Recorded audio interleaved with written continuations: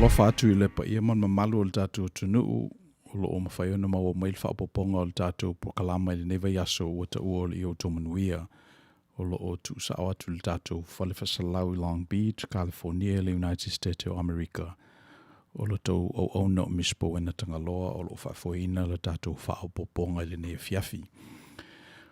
O lo tu sa atu e tu sai fo I ma le vale le ma si ufonga le tau Full Radio Samoa o lo o whaafoina le fionga le whaatonu ia tu le epa whaaftaisua.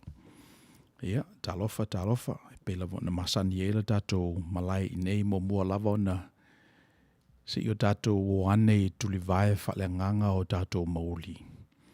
Se o tātou sa ili po feo I elfina ngalo le tua.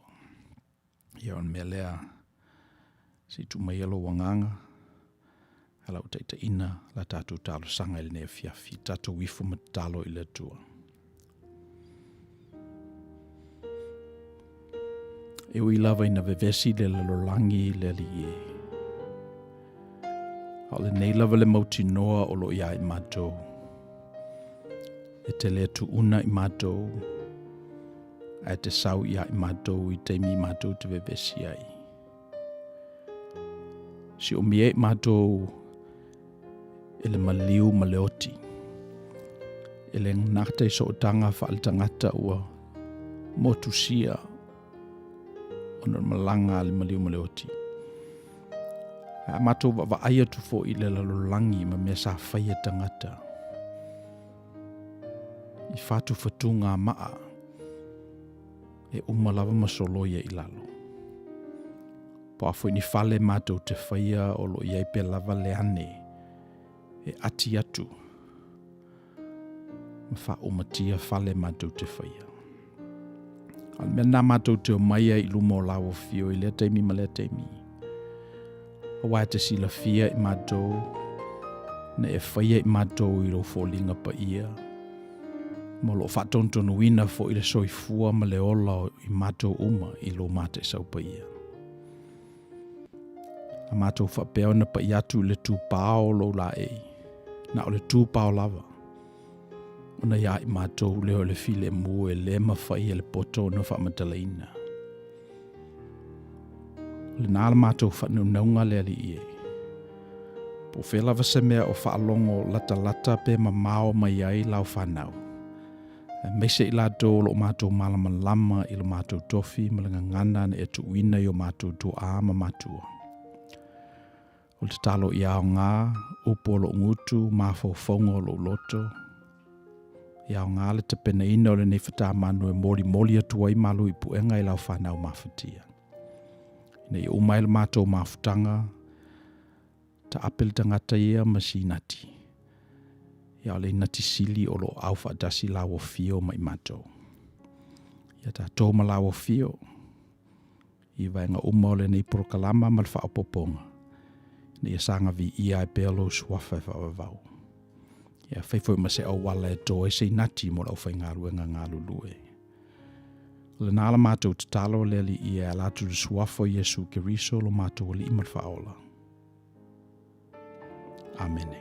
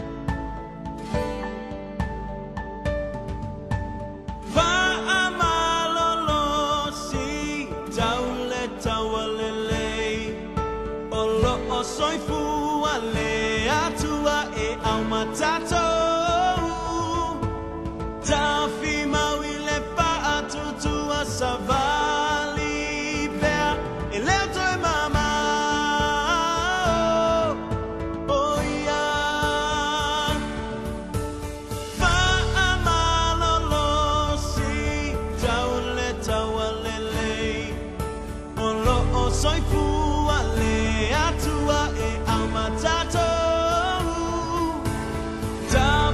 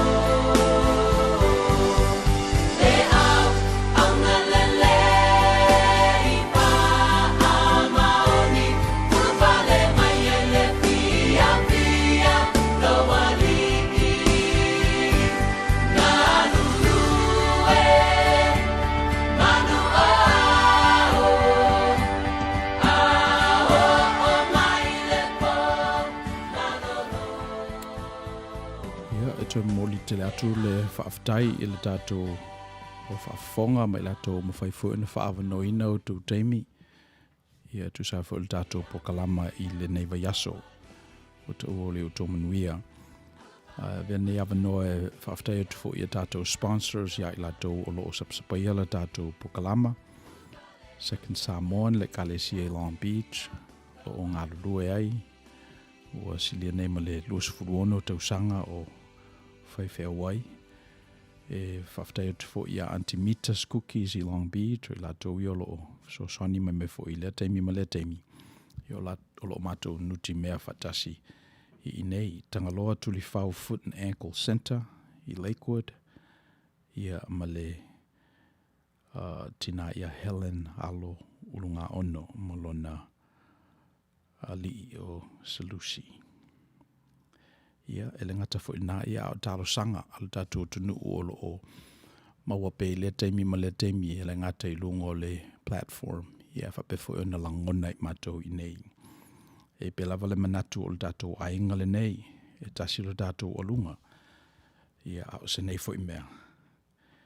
Se i o a ngā tuai. Ia, a whaiolo e whaafonga mai le tātou prokalama i lungo le YouTube platform, whamamole o mifo lo like, ia share i your friends, ia ona subscribe lo la ia mawhailau mata whale le si ufongo le taia fau. O lona winga o teimi umalawa te tala ile nei ala leo, ma watu i whaapoponga le tātou prokalama nei. Ia whapena ona longo tu fo i ia oe. I nei o alawa ni imisi ia whaapoponga. E pe o le sile nā winga tu ma oti o le nei malai. O le te miro lava tupu ai ia ona i loa lola ia menai e tāua i lava i le whai o le mata whale. I su fongo le tau fau ina ne te ua misi ia whasala launga ma whaasoanga e whaasoa atu i nei. O la tātou prokalama il vaso o mawai. Sa tātou tala noa i walo le lofa o le tua. E pese ina i ele manatu ele o iai se a whaina o tupu. Pe o le aonga nā manatu mai le vaso o mawai. You are who you're supposed to be. E whapela le whawina o le manatu, e pese i o le tele o tātou me whau. O le tele o le si o le tātou manatu, ma whaisa tātou tala. Ona ua iai se mea ua whale tonu. Ia le manatu la lea na whau ai ma amata le tātou whaapoponga il vaso o mawai. Ia ele o iai se a whaina. Ele o iai se matala langa o lo o la se. I suppose if inga taona o na whau ia le manatu lea, ai se a awai, as long as you're a human person, a whailawa o lo e i nei leo langa le nei, o le e mana vaina lo ksene, e ai lava le teimi, e tupu es whawhitauri. E ale teimi e o mai ai se tala whanoa noa. Po se tala e whapea mai o se na pele i ate oe. Ia le ua a mialo naola. Le ua tupu es whalewe lave. E ale teimi e wala au mai ai po o fo mai, teine tausi mai ma whapea mai. Ia o le ua maua mai le result o lau su enga le sawhai. Ia ele o toi tele ni o teimi. O le winga lau tala. E pese i mai le nā mauti noa. E iai se whale tonu e tupu. E iai se whalewe lave e tula i mai. Le ana tātou whawhawina ai no foanga, whawhawina ai mata whale, poi ai ia nuu mawhioanga. Whawaila wenunga o manature nei e se mea o le a whale tonu. E se mea o lo whale tonu. Something is wrong. O le tele o tātou mea e whau nei e whau mai lava i lunga o le nā. le nā manu lauti, le nā tō whamanino, that something is wrong. I le ngana lao tangata mata upsisili ma le kalesia, it's called the original sin. Le anga sala mua. Whamaila ala tātou tala ma le whaupuina e le kalesia kirisiano o le manatu lea. O le anga sala tu whaasolo lea tangata. Nā anga sala lo lava a tamu ma ewa i le amatanga, i le whatoanga. Ia ona amatai lo la i ona tu whaasolo le anga sala nai o mai nei lava la. O le afa whau i tātou o lotu e kalesia, nuu a fioanga. O lo whau o tātou ainga i lunga o le nei whaavae, i lunga o le nei manatu. Le tau e tātou le original sin. Something is wrong. E le teimi e uma i le fia. E le teimi e pō i le nuu. E le teimi e uma i le teimi. E le teimi e oti i le tangata. So le aso la uma vai pena whawhau e tātou le isi the counter argument i le mena. Mena le sa wel manatu lea o lo le lei me uma. Ua atoa tupe i le whala. O le ua lava i ava i lunga o le laulau. O nei epe lava le manatu le Outou Manuia le mawhai o na tupu le tasi au normalisi. E le mawhai o na malama ato toa o le original sin se vangana o manino ia te o le original blessing. E le mawhai o na tātou whaua ni society se whaavai lunga o le manurauti lea e iaise mea o lo whale tonu. Se vangana o tātou i loa le isi tu o le tupe. So, o le whamoemoenga la o le Outou Manuia. Ia tātou whawhauina, ni tangata, ni ainga, ni whalapupatonga, ni ekalesia. Ia masi atu nuu foi. E pāleni e tō whamanino e lua. E ia tangata whamaise whaitete. E le me tupu. Ia. Ai e tau fuena i tangata whapalenia le tuole. Lo manuia me nei. A tātou waaila i le atululunga ma le tosi ina o le soifua ma le ola i Western Society. Sa e mese lava Amerika. E pese i sa tele lava latou i le melea o lo manuia me uma. Le manatu lea na wha fofola i le aso o mawai. E le fifia ia tupulanga nei e whaalongo ini mea negative. E fifia lato usia lato positive. A mana o fo i e whaisatala ia li lifa lava i le manaia mea uma. Ia e whatutua nai ia le e le whale tonu.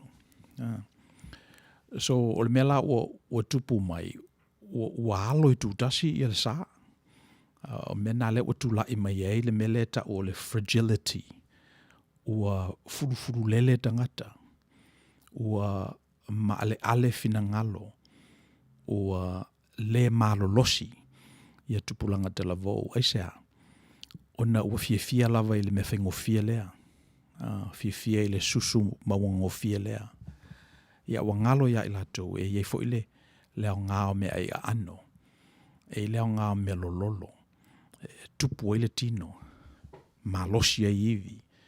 Ia su e fo i le mauli o tangata. So, le aso la o mawai. E peina a mataiona tala le melea. O le original blessing. Toi atu i ta latu i tātou i le te minanga salai. Ata maewa. Toi atu te isi lava i tu atu a o lei. Ai e le tina le apu. E pe o tala lesti a kono. Ai e tina le apu. Atatou atu te isi ala i ta latu o le teimile na. Iona tātou i loa ila ia. Le melena fola i le wea so o mawai. E se le maa nei o le tu whata singa i le atua o le whatoanga. Whasusuina i vai. E lua la au nei ai te tele o le la au o le ola. Ia ma le la au la le i loa i le lei maleanga. Sa mafuta le atua ma le tangata. Usu mai le tua le tau le whatoanga la tulu tangata whena ngā ruenga la midi u whatasi.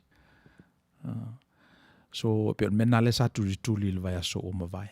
You are who you're supposed to be. E wa le mea lana na tupu mai 5 se lau tau sanga te ruai. O le whauina la o le Protestant movement. O whaiwhai asuanga o le wa telefoi. O vai atu tangata. O le wa atoa le afe 5 se lau ia tau sanga talu o na tu le lii ngosi le kalesia tu fatasi ia le tamau ainga o tangata fatutua. Ia whai alato pope, katinale, bishops, o whai whata manu whaera le utu iai.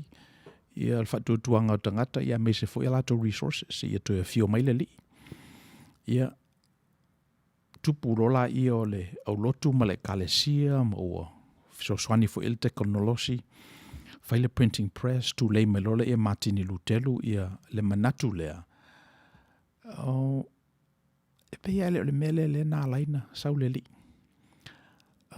Peia e eise mea e te tauna whai. Peia le atoa tupu le whala. Se whai tau I whā po o lava ma tutoe awa ia e whai ele tātou a lofi de nei tai au. Pero mena na tupu I tangata ia nā ia il whai au le nā o Martini Lutelu. Ia langa lola ia o le mele ia nei tātou le ngalu lea, le ala ngalu. Something's wrong.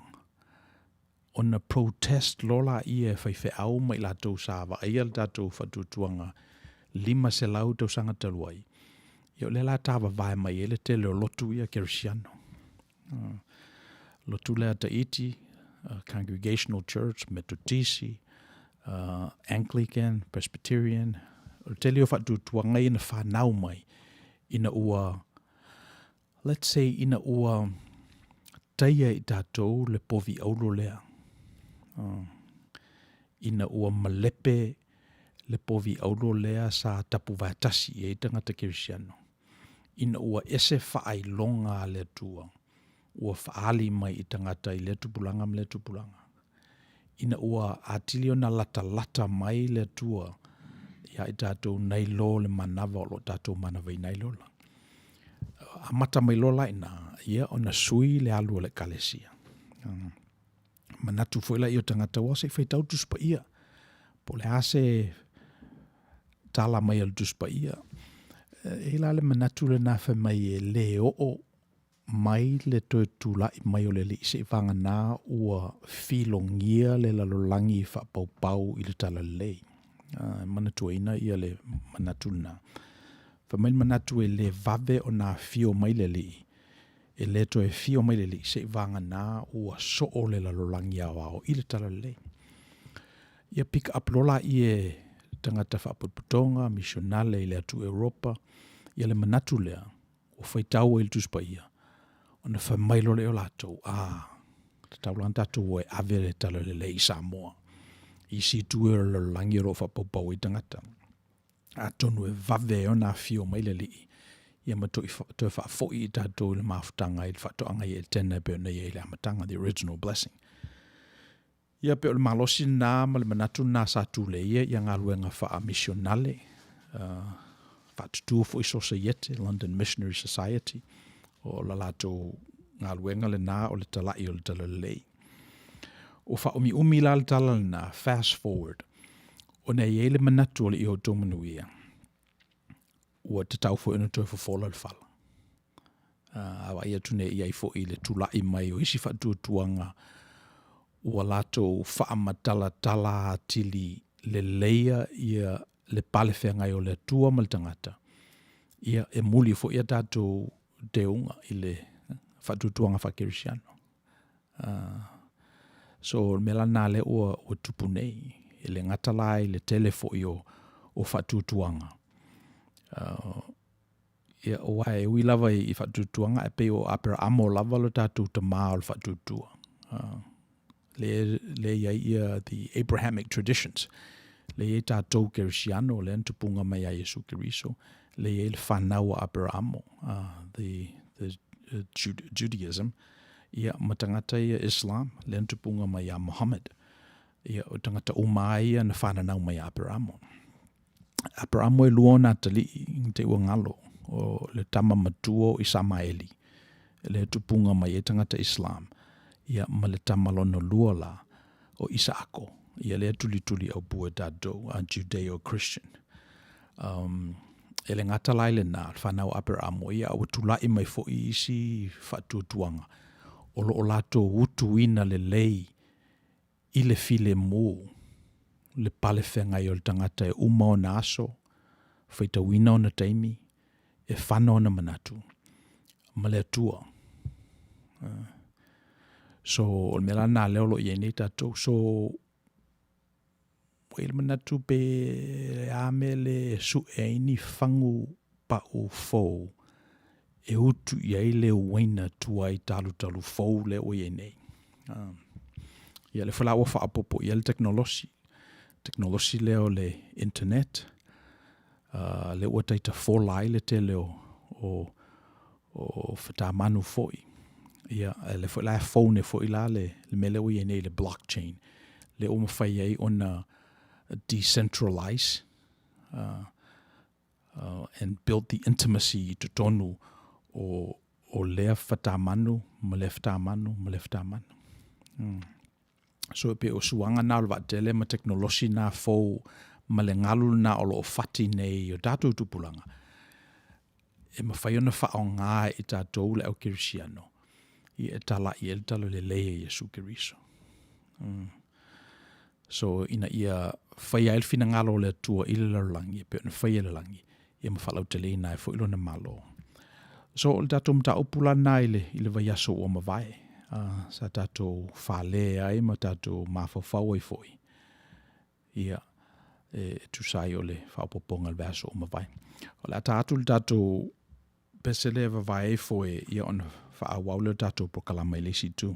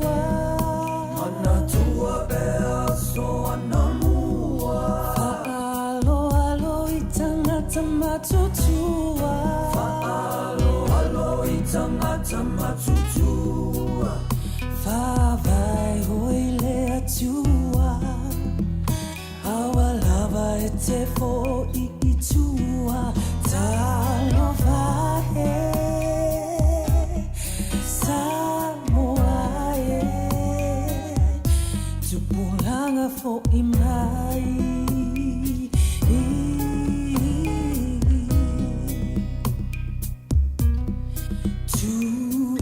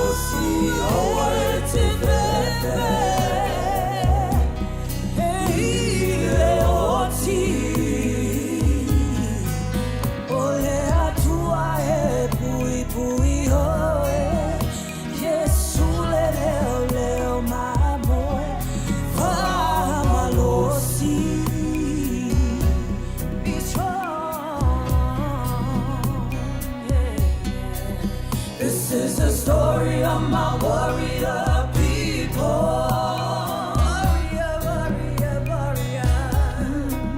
This is the story of all Polynesia.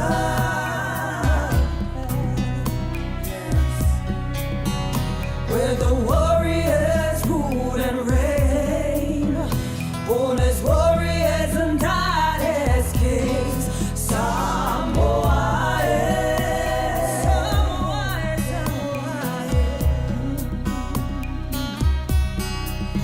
I wanna thank you for my freedom.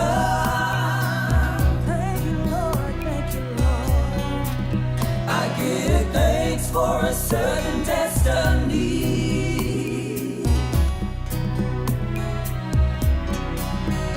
'Cause you fought and died for me. Show the world to live in peace. My Samoa, Tene Samoa, Outou Manuia. Yeah, yeah, yeah.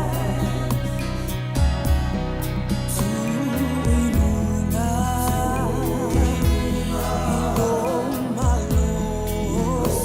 Malosi, Awa Etefefe, Ileoti, Ole Atuae, Pui Pui Oe, Yesu Leo Mamboe, Famalosi.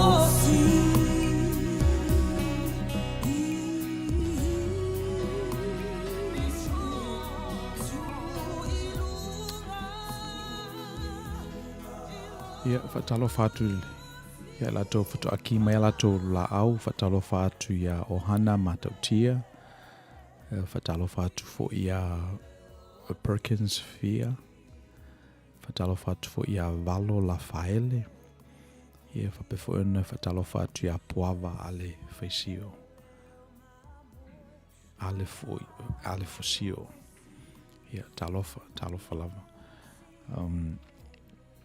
e pe ole mta upu le talanoa I tātou mta upu na rotam whaia tau whapaleni ia le manatu safa whauina ia tātou e kalesia Protestano, which is original sin. Ma le manatu lea sa iai a ole ipa ure tangata, which is original blessing. So e pe ole mea nā lea na tau whai le vai aso o mawai. Mai pese I na iai le manatu ina ua pa'u le tangata o inana ta pena ia le tua le whaolatanga. A tātou wa aia I la tātou narrative e pese ia iai le anganga leo le tua o loo ngā o ioi pēr me whērua I lungo le chaos o loo tamu whai atu whatasi mea. Ina uang salala le tangata o le mea mua lava nei loa le tangata ia o le lava. It's very, very chaotic. O tau sila fia fo I lava le mele le tele noa le se mele lei. E ne ua whatu ai loa le tangata le nā reality ina uanga sala I le amadanga. Ia ona chaotic lola ia olo naolanga. Whai maila na tala ina ua. Ala tu le nganga o le tua I le tai ao le nānanga salai. Maila na tala. Oita fefe o le whawhine na o mai I a te au. Ua le mau manatu le tangata. Aisea ona ua wanga sala. Ua le ngata la ua iloa ua le lava. Ua mana o e tu ua is tangata e le o ia. Ia ua fia mana o fo e lafi, e sola ese.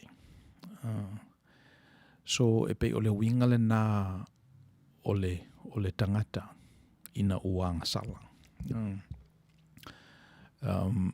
Talu mai lava la ina peina tau mawhai ia le atua e avatu tangata I le amatanga I le mesaya I whamela na tala I le tangata. Oi na whai atu ia te oe ua ele lavlava. O ina whai atu ia te oe. O ta ua ta te mafuta e te miuma, o te saula wal whatoanga, a o ina whai atu ia te oe, ina ua usu me tau ne, o e le lavlava. Whamele li ua e ai e le fua la au. O tala ia e wa ai nei le manuina o whanau a Samoa, o tala nei le matua e whai il tamititi pe anga sala il tamititi. O ina whai atu e te tango i le mai o le nasa i tua le unguka. Alanga lae o le manuina o whanau a Samoa ia, o le sasa lawan me whaingaruenga. Le sasa lawan me whaingaruenga. E ele manu le whaongae le tua, mai ia tau sanga e tele. E pise i e oma le tangata. Whamai le tala le tu ka whewhe. Ua ngalon o whai atu ia o lua. Ua ngalon na whamatala atu ia o lua le ia sa o le melea. Ua ngalon o whai atu ia o lua le mafu anga e len o whai atu e o le tango o lua le la au lea. O le ala le mafu anga. Ua ngalo i le tua na tau i tangata. Leo o oe na whaia e au. Na o whaia oe i o fōlinga. Na o papaluina ia oe au ele i titi. O le vāla le na, le vā o le creator ma le creator. O le vāla le na e pui e tu la fono. Ma tasi al tu la fono, o e te eia. O e te eia le fua launa. So, aila ia i le wha solo mai o dala. O le tātou kanona ma le tātou whatutuanga. E ma manua ia le melea, o le ale mea. Anga sala le tangata, tau ma whaile tua e mai le tangata i tutonu. Tele me tutia le tua, tau ma whaia o a on mawao whau le tangata. Tau ma whaia watutu la fono e i tamai i le alu le tangata. Tu iai ia le oti. Ina ia manino lava e ese ale tua ese le tangata. Mena mailo na alofa. Ia ele ia tangata. Mena o tangata e sola ese mai. Mena o tangata e tu wai is tangata.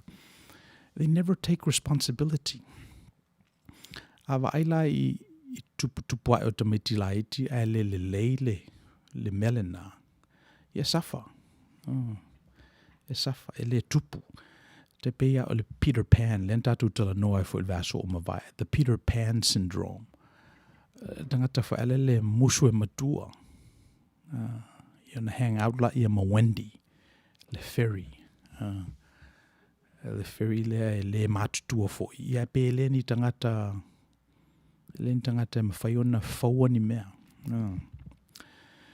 So, o le winga le nā o le mta upule sa tato tala noa il vaso o mawai.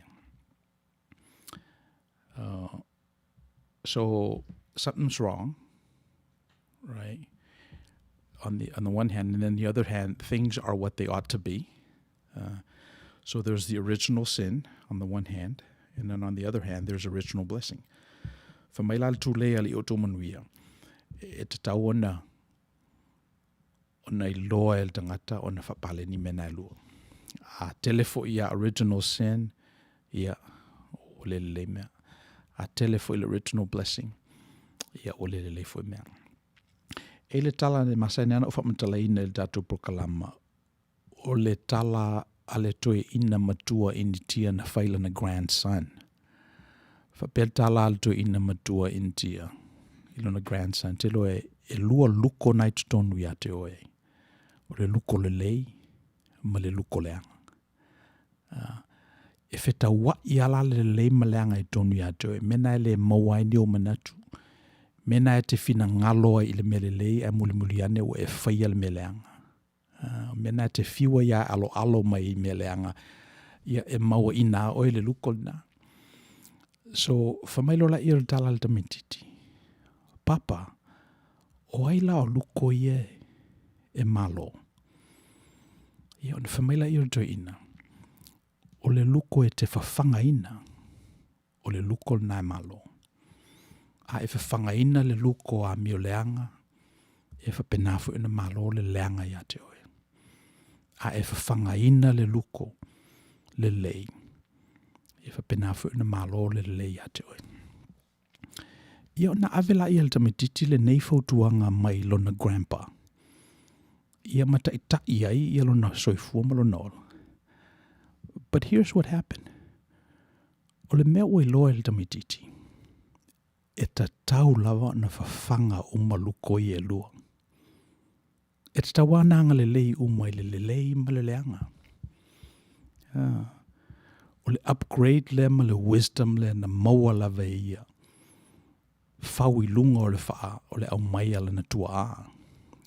Whamai a maua se te mea whawhanga i le luko le lei na ia malo le lei ate oi. A walatu nei la le tamititi.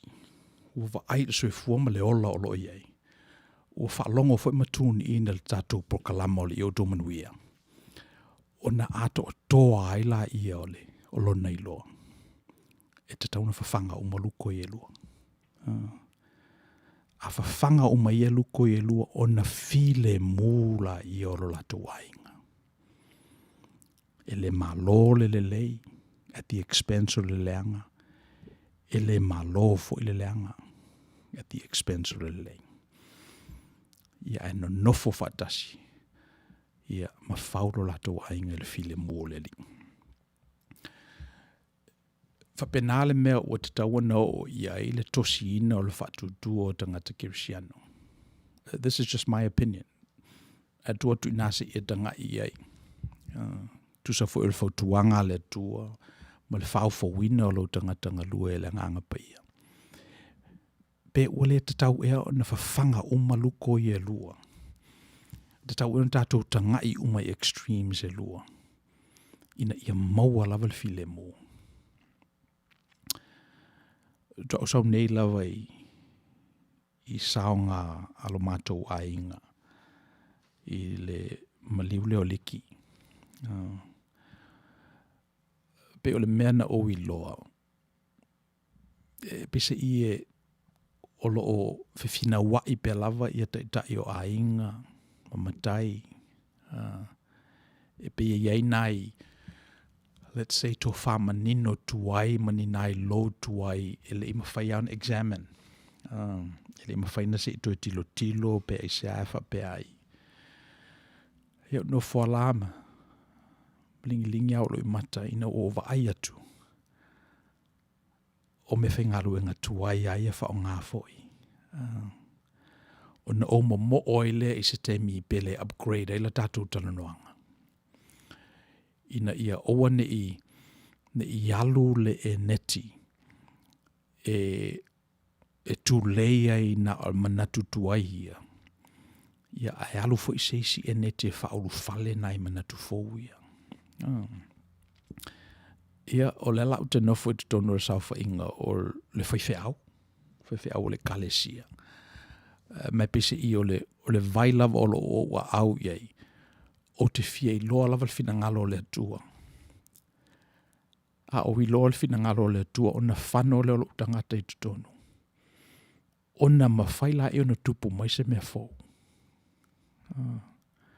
E pe on mena le o le vanturi tuli. O te le whaitau sanga o ngā lue ngā luenga. Ia, so my point is, o whapenale mele o ie nei. O le ngata na le wei le teknolosi lea o le whaiatu o le tala i nei ia ai o ia ai ia isi tu o le tatu o tunu. Watu se vai i nei ia e whatele ina i nā wao i nā nai e pa uai le fuiniu i le lapalapa.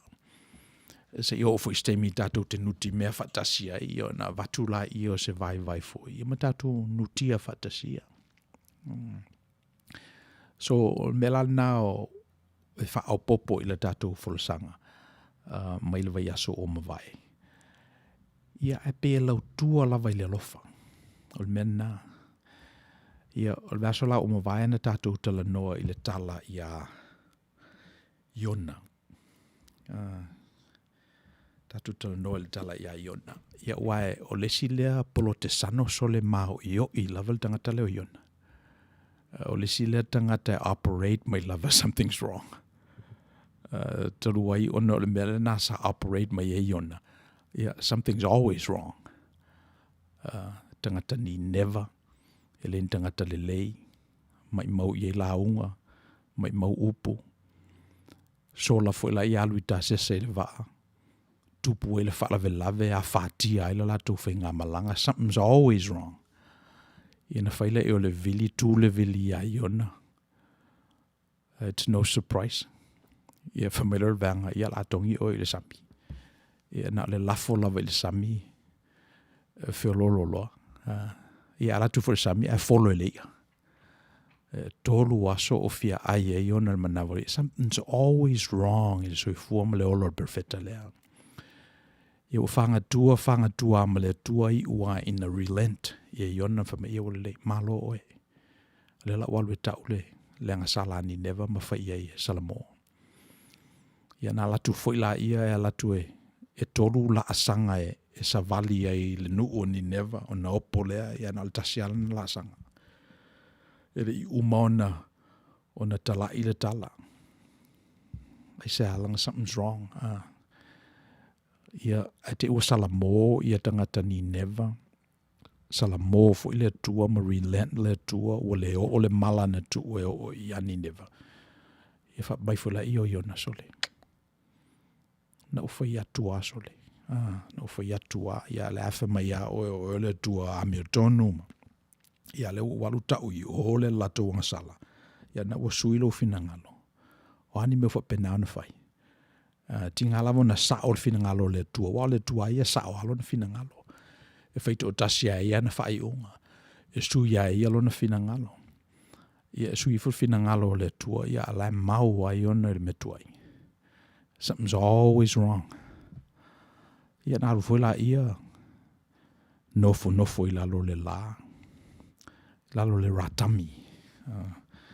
Ia na tupu foi la irki ka iona. Fa malu. Ia fia pupu iona. Ita ina ua mai le tua le nufe ai le ki ka iona, per ki ka iona. Something is always wrong i le manatu leo o iona. Mai e lo o mai tātou ni tangata e ngoi a iona. Tangata e peo ni iona. Tangata e whapeina. Ia whamaila le whanga tuanga le tua mai iona. Iona o le whafol mena o le lofa. O le whapalene o le mele na o le original sin, o le original blessing.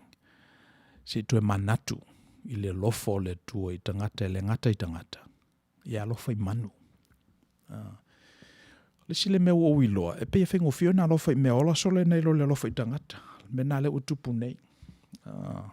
Mai o le vana lofa le tua i manu. O le vafu i na lofa le tua i tangata. Yeah, but sometimes e lo mwheo na lofa i tangata i tangata. E fesili lea. My question, my fear. What's the best way to view original sin? Is it from a theological perspective or a philosophical standpoint? Yeah, well, it depends. It depends why. E pe o le nganga o le Outou Manuia. Ia tele lava ni nai mea whainga luenga foi. E maua el tangata. Ina ia mawhai eo na apalai lona soifua ma le ola e le mea o iai. Awa a whapea lava na o le sa malalau me whainga luenga. Ia o mea umai pe ni whao ia te oe. Pe o le whanaunanga fo ili nā o le tātou proklama ia oa ne i nā o ni pauia o me whainga luenga le Outou Manuia. In te iwa fo whatau vae le Outou Manuia le manu o le tua. Ia te le lava ni me whainga luenga. Whaapopo i le tātou pusa whainga luenga o lo iei nei. Ia o wā lava le toli ina o le manuia mo le tātou utunu. Pēn whai atu i le tō tele tangata malama i le tātou ngangana. Ia o se tātou private room le tātou tutala noa ai. So o le tali atu na ia ia fia malana fesili. Original sin e tawan paleni. Awale manatua na le original sin. Ia tawhina manatua le original blessing. If you look at it using theological lenses, then the question there is, where is God? Theological answers the question, po feo ye le tua. Le tua na ye le original blessing, le tua na ye le original sin, ia le fo ye le tua inei. Or a philosophical standpoint. Io e pia le tele se senga le theological ma le philosophical. E lo manatu na amata lava me le theological. Wasa whanau ro lava tangata distinguished lo e ia le meta o le tangata. As soon as a person became a human being, then they distinguished non-being. So pena amata la le theological. Ia te ua o tama mau ia to whama nino a tamawha o kalesia na pe sa tupu ai la le melea le philosophical. E pe se io nai tau mawhainga vai a tangata mawhau e whamatala ia le pa ia mal misterio le tua. Ia o se tali whatawa atul nā mō le whesiri e pe ona whesiri ngia il tato prokalama.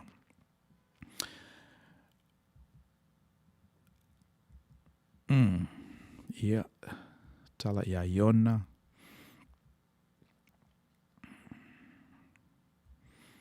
Le ia. Alofa le tua i tangata.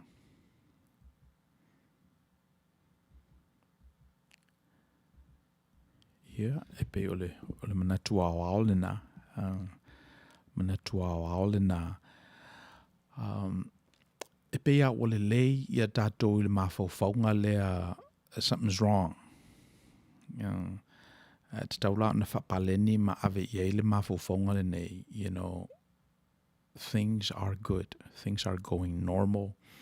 E lei mea uma. Ia pe ole tele au te mi tātou te oane i le whamalu na, i ona tātou whapeala ia o la le tua lea. Tātou whapeala ia o manuia i le lofo le tua. Wa le sila me tupu pe atato tua ia telefo i le tua. O le isa tato ngaruenga e whaia. O le isa tato responsibility. Ai o le pomoni lava e al tato responsibility e whaale le ma whapaleni mea. Ia no whamatalaina ia tala ia Susan Boyle. I le vai aso o mawai. E pe o le Susan Boyle le pe o se archetype lea na sau i tutonu o le Britain's Got Talent. A o la negative uma ia tangata na Simon Cowell le pe o le mena len tupu i le episode na le Britain's Got Talent.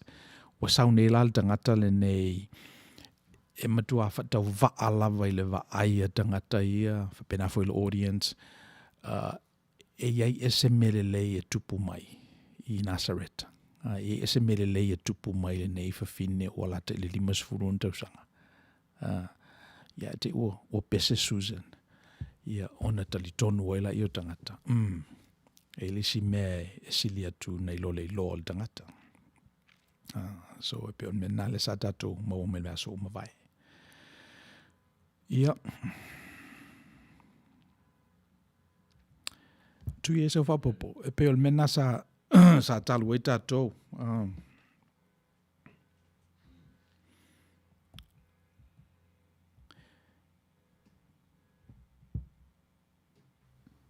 The original sin, Rev. Ia. Pe o le whasiri mai ai fia. Le ki tue ianga ia iai po le atonu, le original sin le pe ia mwhai fo uina tato a mero mo le daily sin kako. Ioi. No le upe ua whai a le original sin me excuse e tangata soifua. E whatanga i le anga salapea. Ioi. Ia wa e se fo ia tosi o le mea.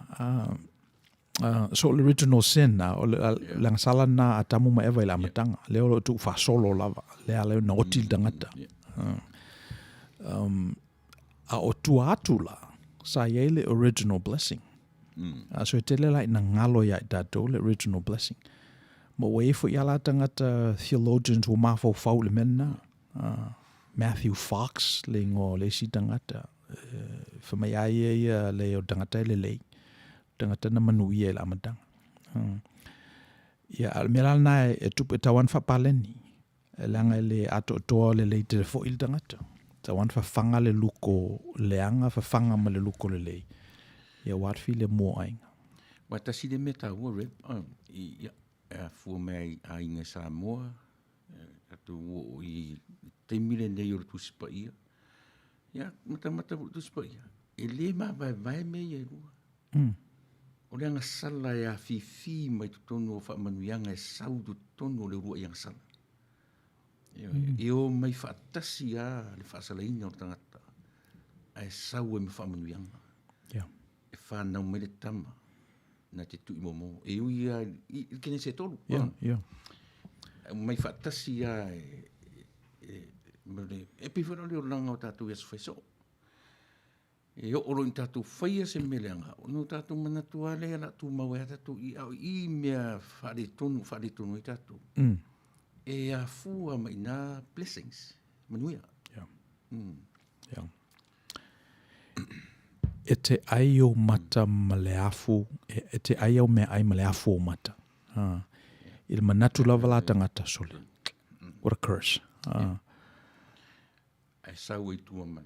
Ia. Whanau mai tamai. Na te tui momo. Ia, io e wale. E pe o nai tosi nā muli. A o le teimi ale nā il whatoanga. Nā sa oto i lale mena. A tato wa ai. O se whamanuianga tele. O lesi me mana ia la tilo Reverend. O a whai mai o tuli e se man whatoanga. Na pe iale o le aise tatu whamoemoe. A whamoemoe le tau te mai tuenga lue. Ina le. Lea na whasala ina i tatu tonu. E fōringa mai fōri le tau te anga sala lofa pia o this is it. O uma. Ai leo le anga sala o tatu au mai whaatasi. Manuia. So that's almost like a moralistic type of angsala. Lea Leona on accused to very judgmental. But I think it's a lot more simpler than that. O misi le maka o le mena ta o le angsala. Ai ei se mea na e tau lai i e lau wa ai a te o misi i o le mena ta o le angsala. O le ala le mea tau na whai. Ia toe tau mwhai. Awa tatou talanoa lai le talana le ouso. O kaino ma apelu. I ona tatou i loa i leo lea. O le winga o pito isili le nao na basic o le angasala. O le misi o le maka. O le misi o le maka. Nei se maka, nei se wha moe. Ia pangale o se ese. It's not a moralistic right or wrong. But o misi le maka. So a whapea lai e whapenao na tātou tue fōi I tua I le winga o le angasala. Whaopopola iai ma mea ta pena I le tua that's built into le whatu lea o te tō ma le la au le ua ai. Ino tātou I loa la I le sa o le mena. Awa a fast forward lai le mele na tātou tala noa ai ma kena I ono. Le meta o le iterative truth. O le truth o loo whau pēr, ma le tala o loo whau pēr I le teimi ma le teimi. Mani. Ioi. Tau I o nai ni. Tau. Ia. Ta sile mi tau pu te mana tua to ina le o mani. Ina lo ki. Nei e whai e langa. Whai langa whatusa. I le mele o le savali o le tangata whatuatua.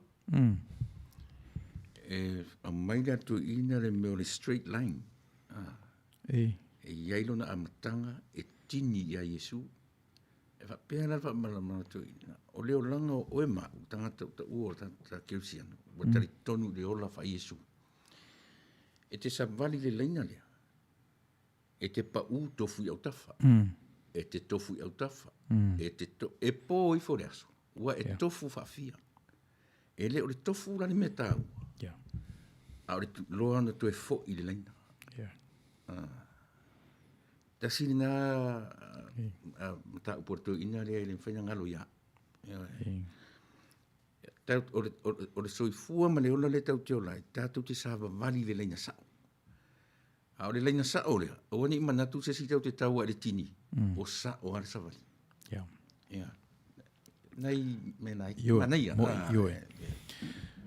ia o wa a tuane lai le matematika ma le geometry o le leina is a series of dots a tu fatasini dots io na mo le leina why le selana me te le ina not confused but distract ai tangata distract tangata i le leina at the taona si va ai fo inai me nai it doesn't have to be heroic nai me lai tia pe ole fai o lo moenga ila wa le tala noi tu pulanga tala vo a e fai lo tina la e alue ave la pisi fafo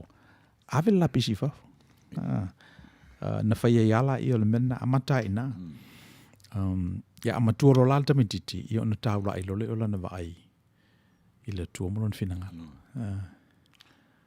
ia wa ala wa sa olsa va ele ai se ta mititi o e valu tau sanga ala susu at fang susu ia se bang nai o ngase ese fale donor na mafo fa uma ina e lo ina ngai fale tonu ma fa fa ia ina o se fulu di ma tau sanga ala la vai fale taipa ia o la susu fang susu ia so nai mena o te tonu e fa matala i fa na ma fa fa le o le langa le ta to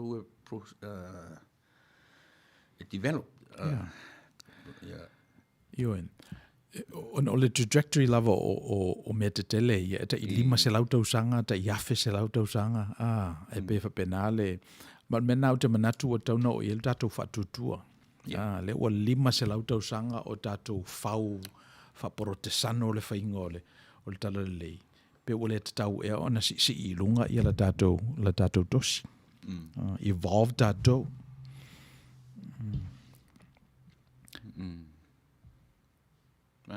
Io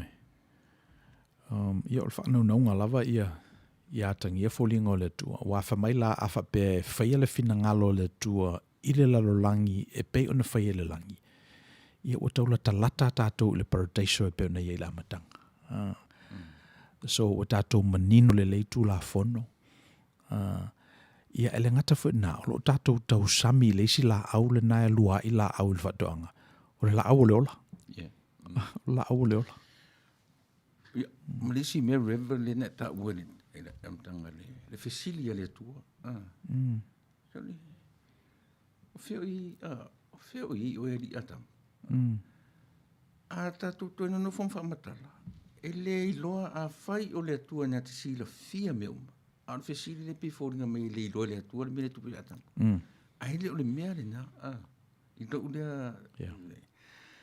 Ola ua tilo ia i e pi e wha matala i lo tātou ola. Ne ai se o tātou e o le mamā sili ese o le tua. Whioa i tēnā noa, tilo atu, tilo mai. Mamā ni mawhau. E sa o le, ai ina ua tangoro le la au le. Oro whasani ke au, oi loa se e matangare me o tēnā noa. Pia o pe o le fesilia le atua e wha matala mai ai a te aula vai i ni te tauna o le tangata le mamā o le atua e siri e sea le mamā o le atua Ioi na no tātou tau mawhai tau te whiotia o tau mawhai elem when koro se tātou le leina mana ia o le pese na le uso e tameti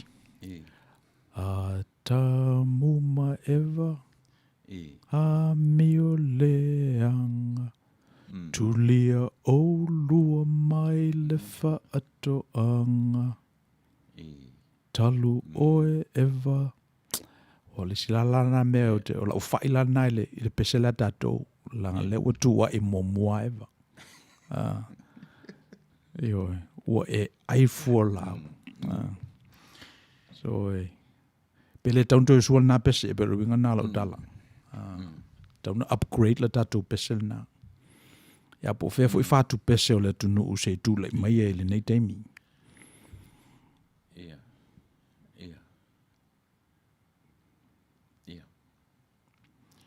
Be tasile na mea feitau tuspa ia pietau off failata feitau ina. Po fena ye atamu ai fesilia ema. Fena ye atamu le teimi vo le por me e o tuli atamu eva alue tau mai. Pe ona i mea fa pena. Ai o ina le pi tu e si fino. Io e. E wa fe upulo no luala o le pesena a tamulo matavalea. Ai le se isu e pea po o se fua o se la au aina po o se la au faasaina. So e pe o mele na na ye ia tamu o la fa valvalea. Sa pisi atamu isi mea. Ai le i lavala na sue. E le inini ila na tosi. A mailo lava el fafine i le la au. Ia halu e lo kamo Adam. Io e.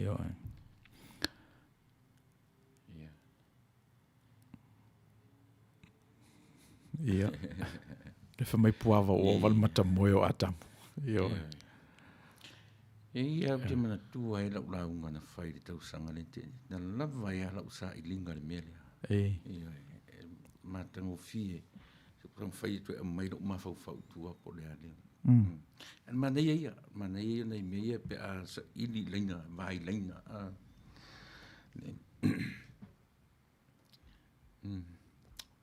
Ta pese? Ta pese. Iona wha awa o leo tatou prokalama. Whaftai.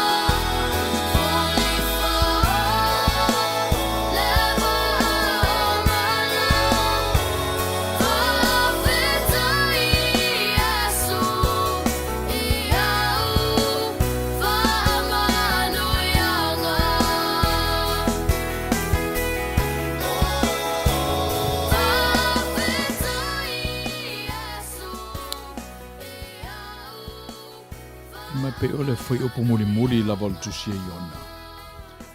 Paule ole tusil tuspa ia fai ule fisidi. Fa upu se fultasi ole iona mta upu fa. Fa mele fetalenga le tua. O a ufoi. O te lea lofa i ne neva le aitele o lo iei tangata sili o to tele le se la wafe mafe lua fulu. O le loa o lato lima tau matau po o lato lima tau anga vale. Ma manu vai faa fo i tele. So e pe ole foi upo muli na le tusia iona. E pe ole fesilia le tua na fai ia iona. O a ue o se tua le alofa. Ele o ia te au e se alofa o te tuuava noa i le aioni neva. Tangata se laulo sfuru a fe lei loa i latou le mea o lo latou faia. Ia ma manu la ia i tutonu. So paulo le tusia fai ule. I le fesili e wina le o ia i le fai longa fesili. Ia apise i o le aunga lavo le foi upu muli na o fesili. A feta lai mai leo le li. Ua e alofa i le kika iona o le mea na ele ngalue ai pe whatupuina. O le mea na tupu i le poe tasi, na mamaefo i le poe tasi. Ia na whai lo le fisiti. Wa o foi o te le alofa e i ne navale aitele.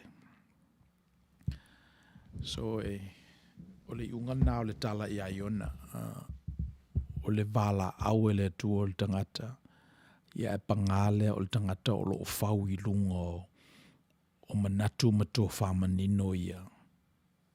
O lo ia ise me se, o lo ia ise me whale tonu. Something's wrong. Iona whamailole o le tua, ia. O le anecdote o le mele o le lofa. Le ngata e lofa i le nuu, lofa i tangata e tō tele, ia ma lofa i manu. Sa urus furu afe tangata o se nuu tele le nanu. Le tele tangata ai nare la langi vai te mina. So e whapena fui la ia le vala au le tua ia i tatou, pe a tatou whaia ngā luenga lea. O le anga le lei tangata. O le sile mea na o maita wina na nei. E tā ua lava ia le loa e listangata o le ingo listangata pe amata ina. Ia a tau te lelo fo ilal whaputuputu ina o ainga. Ia ona i loa la i o swafa. Papali. Se yuli. Le ala i le olotu. E pese i o swafa na i o safa fai e tangata. Tupai. E pe o swafa i e ona si lola i o le fawina e le Samoa o lona ainga. O le fawina i tangata. Ia o faula i swafa o ainga. Sa o ainga. Nei te mina utala noa i le tau o mei o memonika. Le tau whaperitani o le meme. E pei o se shorthand le na e whapupu ai le utu ina o tātou langona ma le whapupula ina. O se tō whamanino o loo i suafala nei. E lalo manatu o suafa o lo tātou o tunu. Se i tulou. O suafa o ainga. E pei o ni memonika na whaingo fie ai o na folau le tangata Samoa. I le fawina o lona ainga, ma lona i tu malo, o lona i kalesia, lona nu. O le angani o peini fetu pupula whaela i e loa i fo iala e le ala o ia. So e lo manatu e whapena fo i le tatou o i le tatou kanona, ma le kalesia. Se isu e lava po e fetu i e pupula. Wa au noro lama mena, ia ona whale tonu leo tatou. E sau whapopo whaatonu. Le mena e na u tara noa e fo e na pōna māpura. Mena tā ua i are manino upu i elu o re tuu maritofi. Nanga o le whi awea i o Samoa o le atunu tofi. o Samoa ia asa ilo ni merna e sao iai Samoa uma iai una tofinga ai muri mai merna a le merna mo o le merna fai le tu o le merna fai le tu o le tu o le tu o le ale tu o le tu ele ai se history no la langi ni no nei lor te mina tu o le tu island si i ma pai de mo ngamule ma tupu ai ia ele fasi o ngasami so nei mea na manino ai e muri la ai na tang le nu ma mau e lon meta o tofi o leva mera na ya lu apa o fer le tamai ma le poto tangata esa ilianea po ata la tu o ata le vavau le ai se sino nei do te mina tu o ele tu fasi ele i mea so o le manatu la e te tauna tātou sa ili po le ale tu le ale tua po fe o yelo ni fina ngalo il fa ngai no tofia na muli mai pe afa pena mo mola na tu me manino ai le se sina te ser men po ia le ta mai o le poto le langi ne le sisi mfaino na me ser tu o le tu a le tofia ia ranga leana ua tātara nolu e mai ngō ainga. Ia e tasira na mea e le mawhai mua ua ia. E le mawhai o no o ieiso uloa. Ia. Ia wafo e pe o le melna le tuli e le Outou Manuia. Le o values na. O values na e le mawhai lava o na avesea. Ma ele tau i ite e pe o values na e pongai mai le tua e tu mai le tua i tangata so this falafa te inga masen fa ngat proklama nei o inalienable rights na mai le tua through the constitution ale tunu nei so e ala manatu o mena mai le tua ele ma faila va session avesea ia le la o mai tangata uli ma tau mafai e claim lato right me le ala ina ngulu fa pe le tunu wa le me afa pe lava o me na tu mai le tua o le ala me o ala ina tele le tu o le tu tamba pa e le lava le tu mo ta mauti ni fa na o manu ki se tu lo ia tama ia so per mena le you know le tension nei le tunu mai ele no fo le tunu nei ia e me upu ale tatu tunu esa ili lalo malo a sila foi la i tangata leta we anda ni la ile le la ngona ni le o i tangata sole okay ia Native Americans po tangata ia Europa na momo ia India ia e se o ta falongo a le la ve manino la papa e na mai e ni na tu me le foi la le una avi reserves me foi esa loto de tax tangata ni e to tongi la tu sala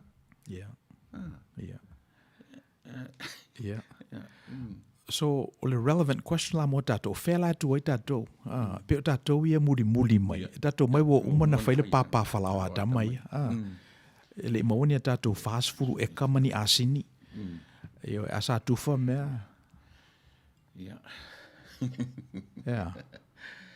e mana ia e taua ia me uma ia wa e tataula na hu ia ile ia wa sa idia ni ia tu o le tu o bao malo so se malo e tu tonu ni tu maua manuia tanga te ese a te tasi ale mea u te admainga te le tu nu ni fia fo ia na state 5 se furu mo tu ai to tasi ale tanga te na te pestene mena e mawalunga ia wa a tele mai nita la statu tama i Samoa le ai a sau nita la faiti o mai America sorry se pi o Samoa se lau islands foi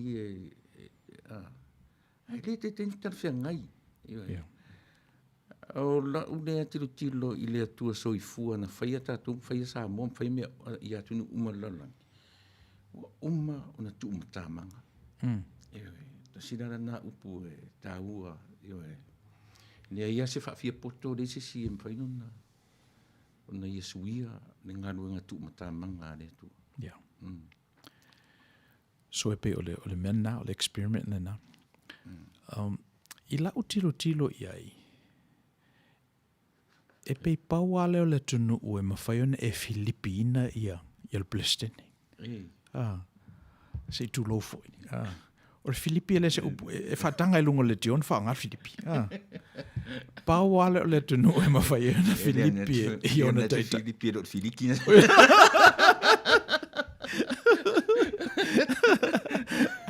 Ioi. E pawale le tunu o foi. E fa penalo lo na winga. E pe era. Salotonga. O le winga nalo tala ma fai al tangata e to tasi. O na fanga i lunga le wake kia lona a ia te tau. Reva tai i le mele. Ia. E fa longo nei i Samoa.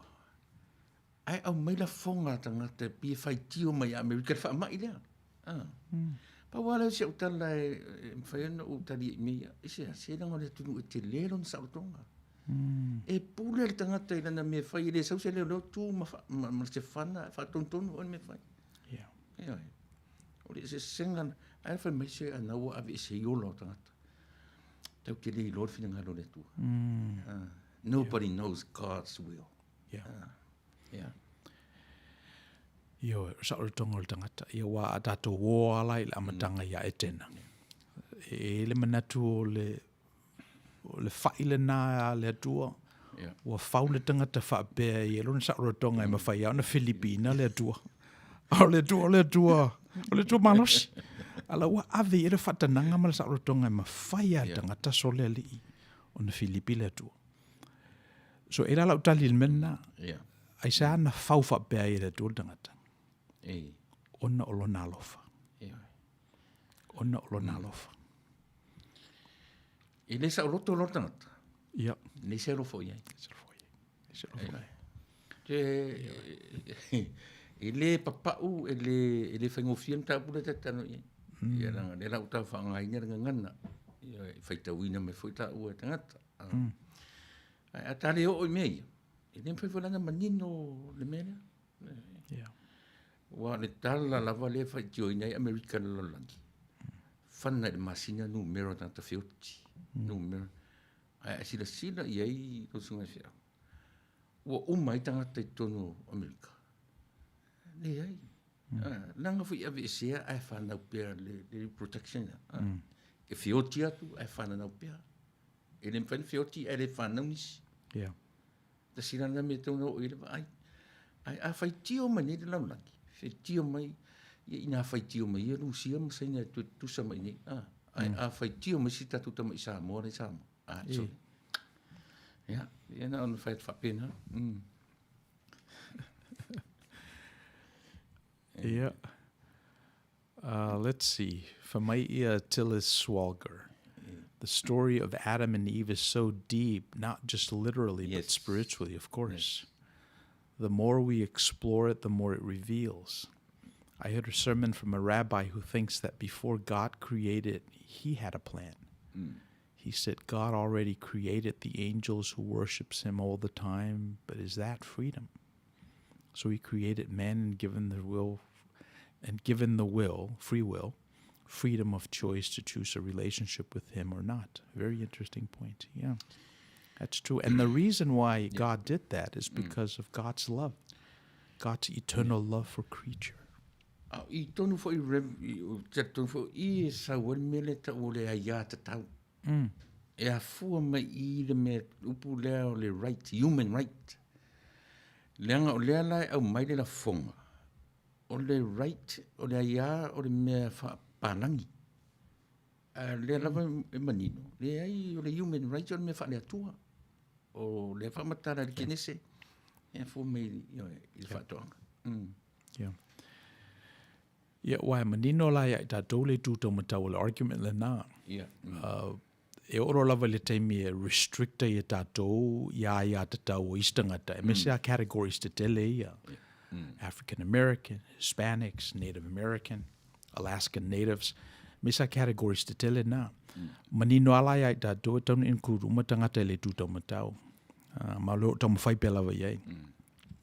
Pai ale tu tau wanga vale. When do we know we've gone too far?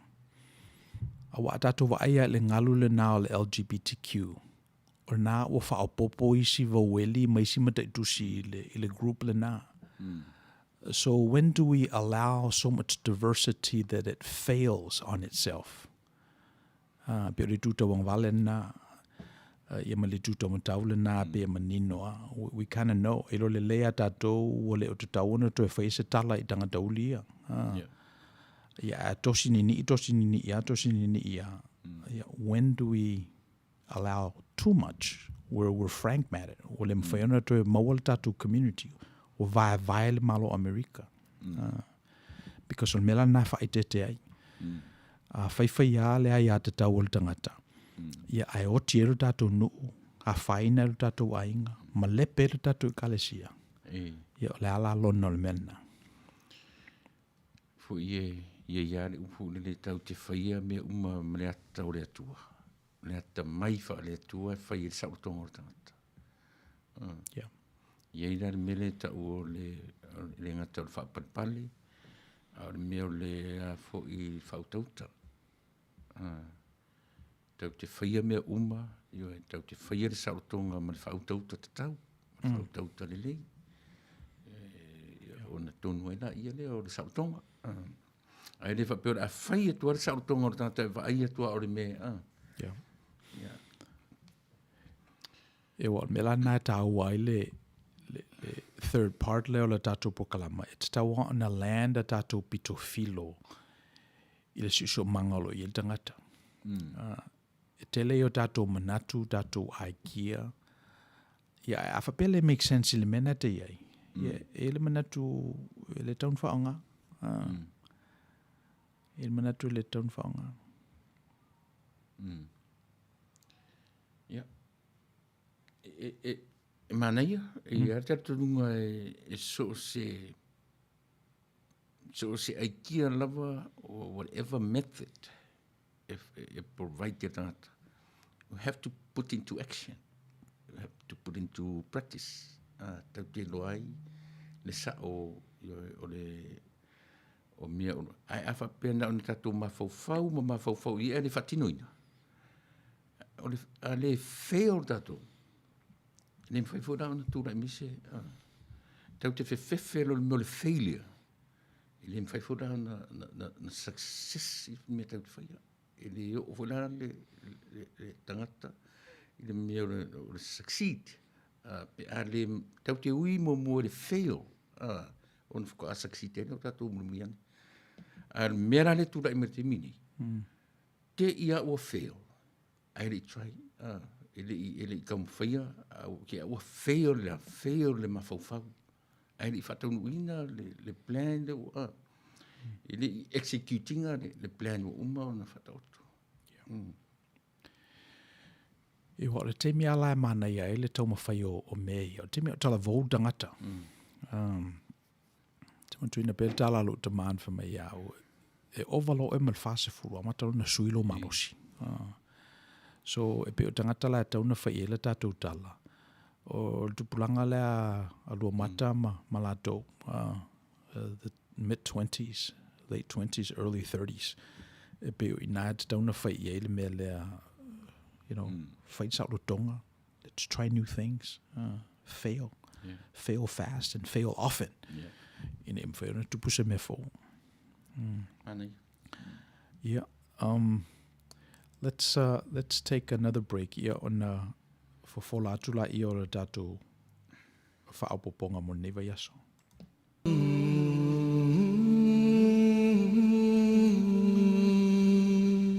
Humble beginnings.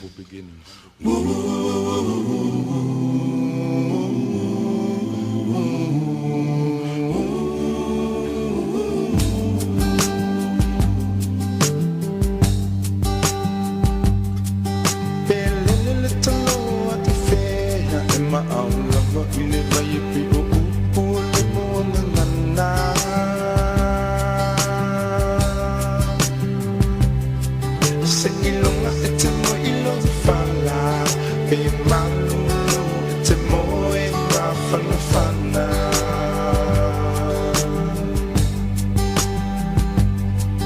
pe o fea ole nei la la ete ha mawai ete mana tualo tunu moni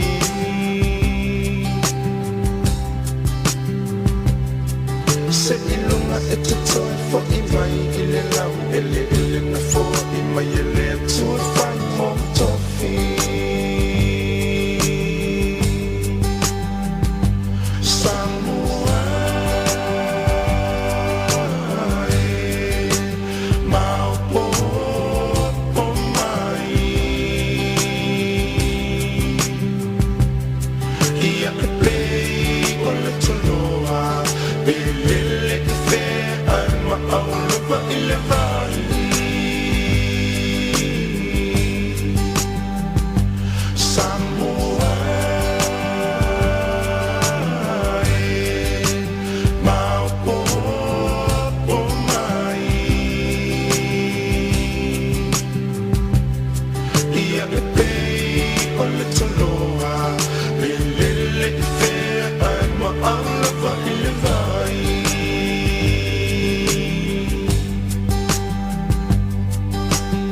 All my brothers and sisters who are away from home, who never made it to our shores, you will always be a Samoan.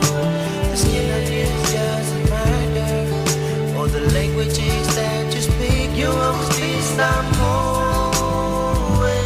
Yeah. Even though you're far away, they will know who you are by the way that we live day by day. Your name will be heard afar. When you're feeling down and you're lonely, you better pack your bags and go. Come back home.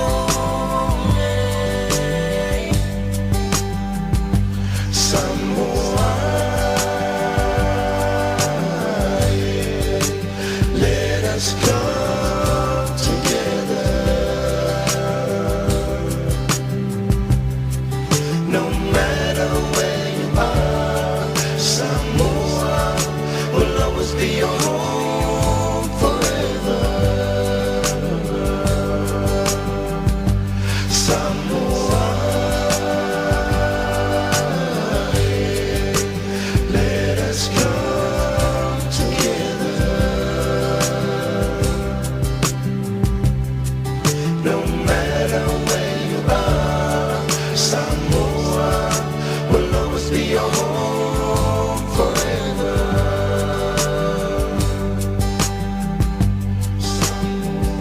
Samoa no watu pele lo Be feo le ni ke lo be te mo nai nai le nei fatu Ya e mana tua upu o tatu fua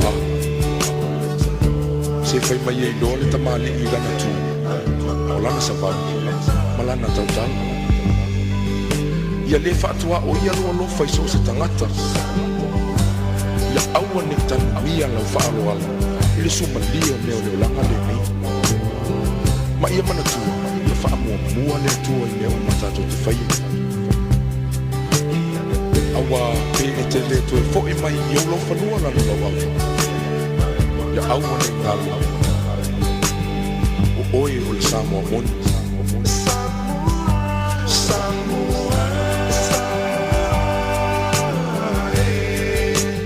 Maupo o mai Ia ke pei o le taloa Belele ke fe ai ma au lupa I le vai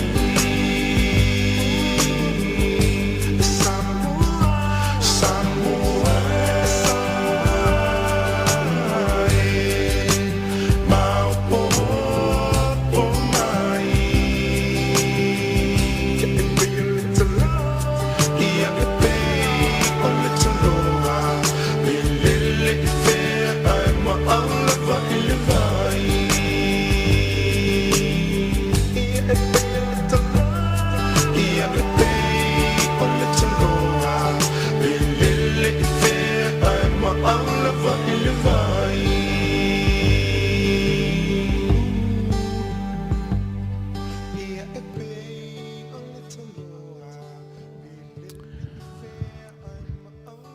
Ia o le sala le whata o matu nei. E pei o le tala na whaitauina o le tala le mareko. Mua o le whaupelusi futasi. Se whaitau atu e langai fo nisi manatu. Wofo i latou i kapa Naomi. O na maliwa tuloa lea o ia le sunako i le sapati. Wa o ai. Matua ofo fo i latou i lana o onga wa wia o ia te i latou e whapei o se o ia le pule e le pei o le autusi upu. Sa iai fo i lo latou sunako le tangata o ia le anganga le anga. Wa langa fo o ia o Yesu e le Nasareta. Sa launa ia te matou. E pei o le manatu mua. E pei o le relationship lea i le vao o le au lotu i kapa Naomi. Ia malea lii. Ia malana launga i le asona. Wa e fesidi la o le ale mafuanga wala i o na alu le sunako le i kapa Naomi. O le ale va. E se au wala. E se mafuanga.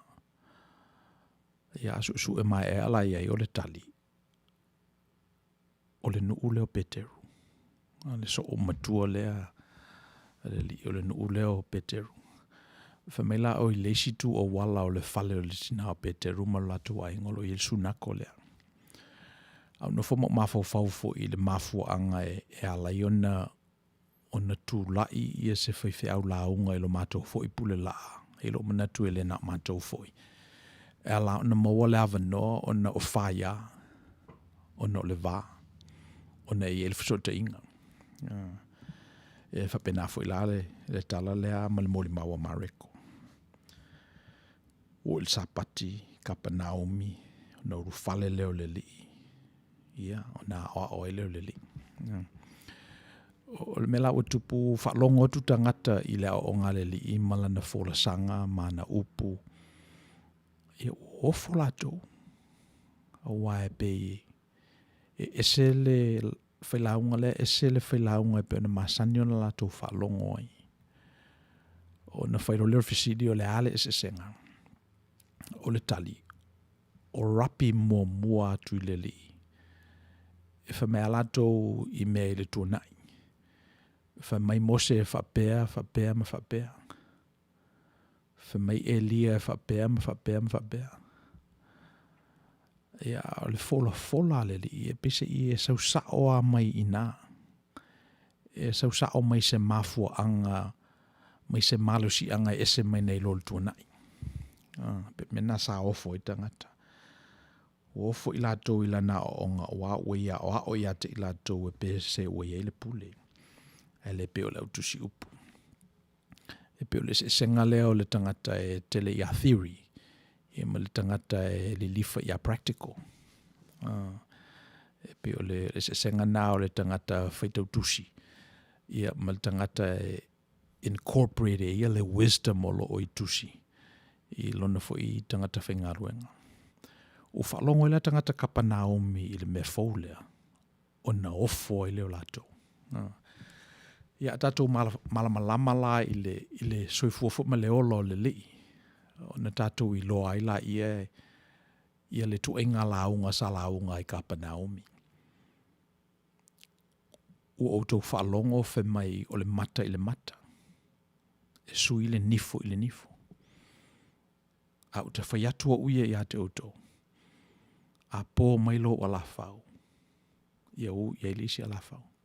Whapena le winga o saunoanga ma whetalenga le li e whapena. O outou whalongo wha mai mose a maua seisi o mulilua. I outou whitongi i ate i maa se i oti. Ala uta whaiatua uia i ate outou o se o le eisa nanga sala i mua tongi le maa. I outou o le tuenga sinavele nei o launga ma whetalenga le li sa faula vel whalonga tangata kapa Naomi. Pe o tangata o Iese pule. mai mose i outou whaatuatua i le tua. Ani a whaleli. I outou whaatuatua i le tua. Ia whaatuatua mai fo i atea. Ia se vai, ia se ale fōo o upuia. Pisi i stangata o incorporate ia, le poto, le atamai, to whamanino, philosophies, tua a. Ina ia whaiaile te minei. Tau whaalongo o whamai perfeta ana mua, so ia tau te angasala. Alu te whai atu au i atu tau ua mangalo o tau angasala. Matua ofo i ala tangata, kapa naomi ne ua whaalongo i la o ngaleli, e fau le la tau whaalongo. E pese i tangata o iele pule.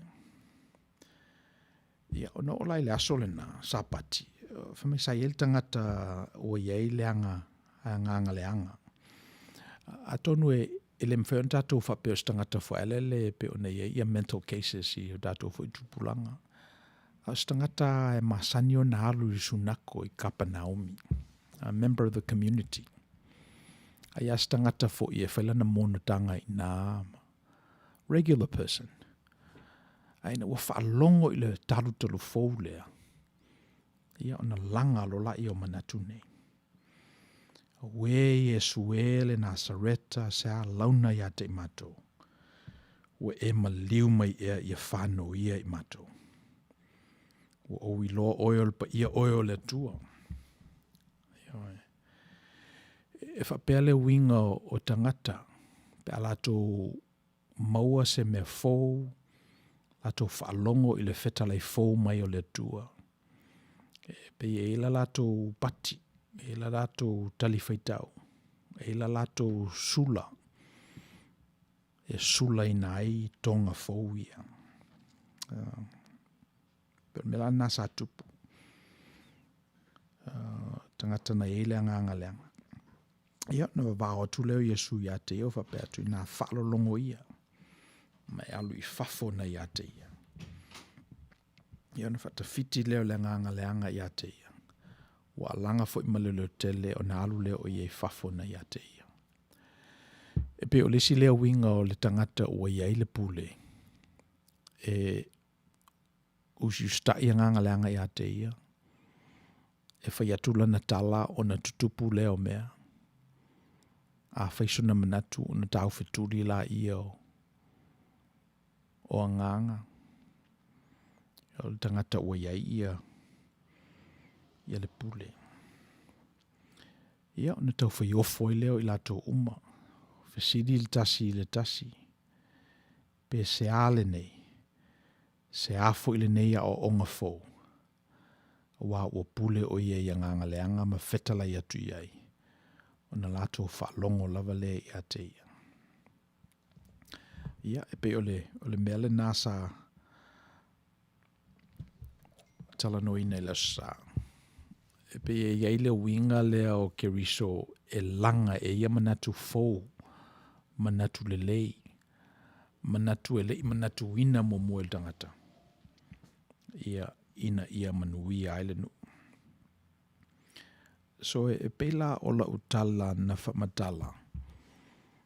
I la mato food bank o sila fio mafoi e nisi. O whaila la food bank a sau o le tangata malana soa o mai le piki apu o mai o taia le ta vale le volunteer. Ia e lo le alarm. Ia o no mai ala i o tangata o fatu le leina le lai o na ofisiri la e pe na final ta vale na so e la o a femelto ina le ai taia la vele pa o ele se me o leanga. Ia olo le leina o sa vali atu o vai ia o a faina ia ta vale. Ia na fai ala i o la mato masani fo e pe na ia i sau le truck la umai e mea ai. Ia na tulo le lungo lau. A whailal ngā luenga le nā ia asa vali melto ina lea. Whamai e le mawhaiona no nofo i le mea ai o whaisi umi o le taimi. Ia ona whataro sanga rola i e move le truck. lo pupuni le la awala. Ia ono fatula ia la mele ono sa ia se uma ia le tatalo lea manai upu ia fai le mato volunteers. Ia na luo lea. Ia epi fa malosiale li fa mai o la ua uma na tuula na numela ma lana insure I lunga o le fasi pepa tu I lunga o le dashboard le tangata e ana le ta avale lea. Ia ina ia tamu fai for fa fitau le utula I mai. Ia fai anei tala ala fai la o launga I mato volunteers. Ia ona o fasanga atu la ia o fatu o sole. E pe o tele lopo e whalongo mai lau upulea o te whai atu I volunteers lanu ese o umala o whaftai o na o whai atu la ia o lo tele a nganga o lo whewa I le tātou o tunu nganga ese ia te tawana manu malo le lofa ia ai eu mai ia le to ina ia ue fia ave ese ia le truck ina ia halu lata avale ia o whasanga mai lola ia whai lola ia o le talanoanga. O fatu. Se vai o le memo ia leta o le white privilege. Sau le tangata e mana oe whaatino se mea o lo I lona manatu. Ia ona saula ia o le poto tātou msalo pelus futasi la whai tangata. A mana o lava e o te latu e ave le truck e move e ne i mwhaina o la ua. Lea ia te tau o le tangata. Ia o tangata fo iwa matua. Na whatura ia mea mo ia le lea leina tuput whawhita auri le tātou tunu. Ona ua so ona sa saue oe le white privilege. Well, privilege. But it just happens o tangata la na whaiel mea na o tangata babae. Ona e masani ala to o la to tu lea.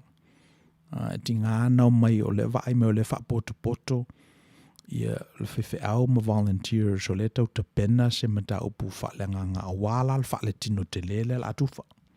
Tum whai whapale ni me lua. Ia e mana o lava e whaile mele fina ngalo iai. O whata ia le me mo ia leta o le white privilege. O whatu lo whaile volunteer. You've got to be able to recognize this when you see it. O lau te talo ia te oe le tio ate manino e lau vai le melea. Se vai le hae whaia tatou tala ale o whaalua na e o dafa. Whamai o te latu ave ese le truck. Ia e sāle mea nara wha Samoa. E sāle mea nara wha Samoa. E na furi lola ia o le tupe o whatu e iei fui la le moral obligations o tau ia tangata lanu. O leva te lantou tolerate ina mea tama ia. Leva na tau o ono le mawhawhau o tangata ia. O te whaia nā mea. You have a moral obligation. E whai ele manatu o tangata ia. E oe tau te whiwhiwhi consequences. Langa o loo soi fua le tua. E uoe le tua lau tau soi fua ma leola. Te lefu se mea fō le a whanau ma le tātou tunu. Pe a maoni tātou tangata lano e tutu i o tātou tūlanga. Ma whai alofa. Na le pawale o tātou tunu. I'm equally American as he is American. As the Native Americans are Americans. Yeah. So ni dale whauwhatashi. So you can hear a pin drop. O whalo longo umanganga I le asuna. O whatura elto ina. Oi loingo. Wheme John. Whako oi talo whai. O Ioane o le so o le nā leli. Aina whaai ngō o e lautina. Male whanau naungai a vea o e masuli o le talalei. Ia se wa ile manei o le whaonga ina o e as an example. Ia o wai atu do ina. Pe o taunga tete do ina o wa e lua la me masani on whel tangata. O le alu ilanta avale mai se whana wha o mai lo le melea. Ia po le tau te le no e lungo le sa tauro. Wa le mele nā nae.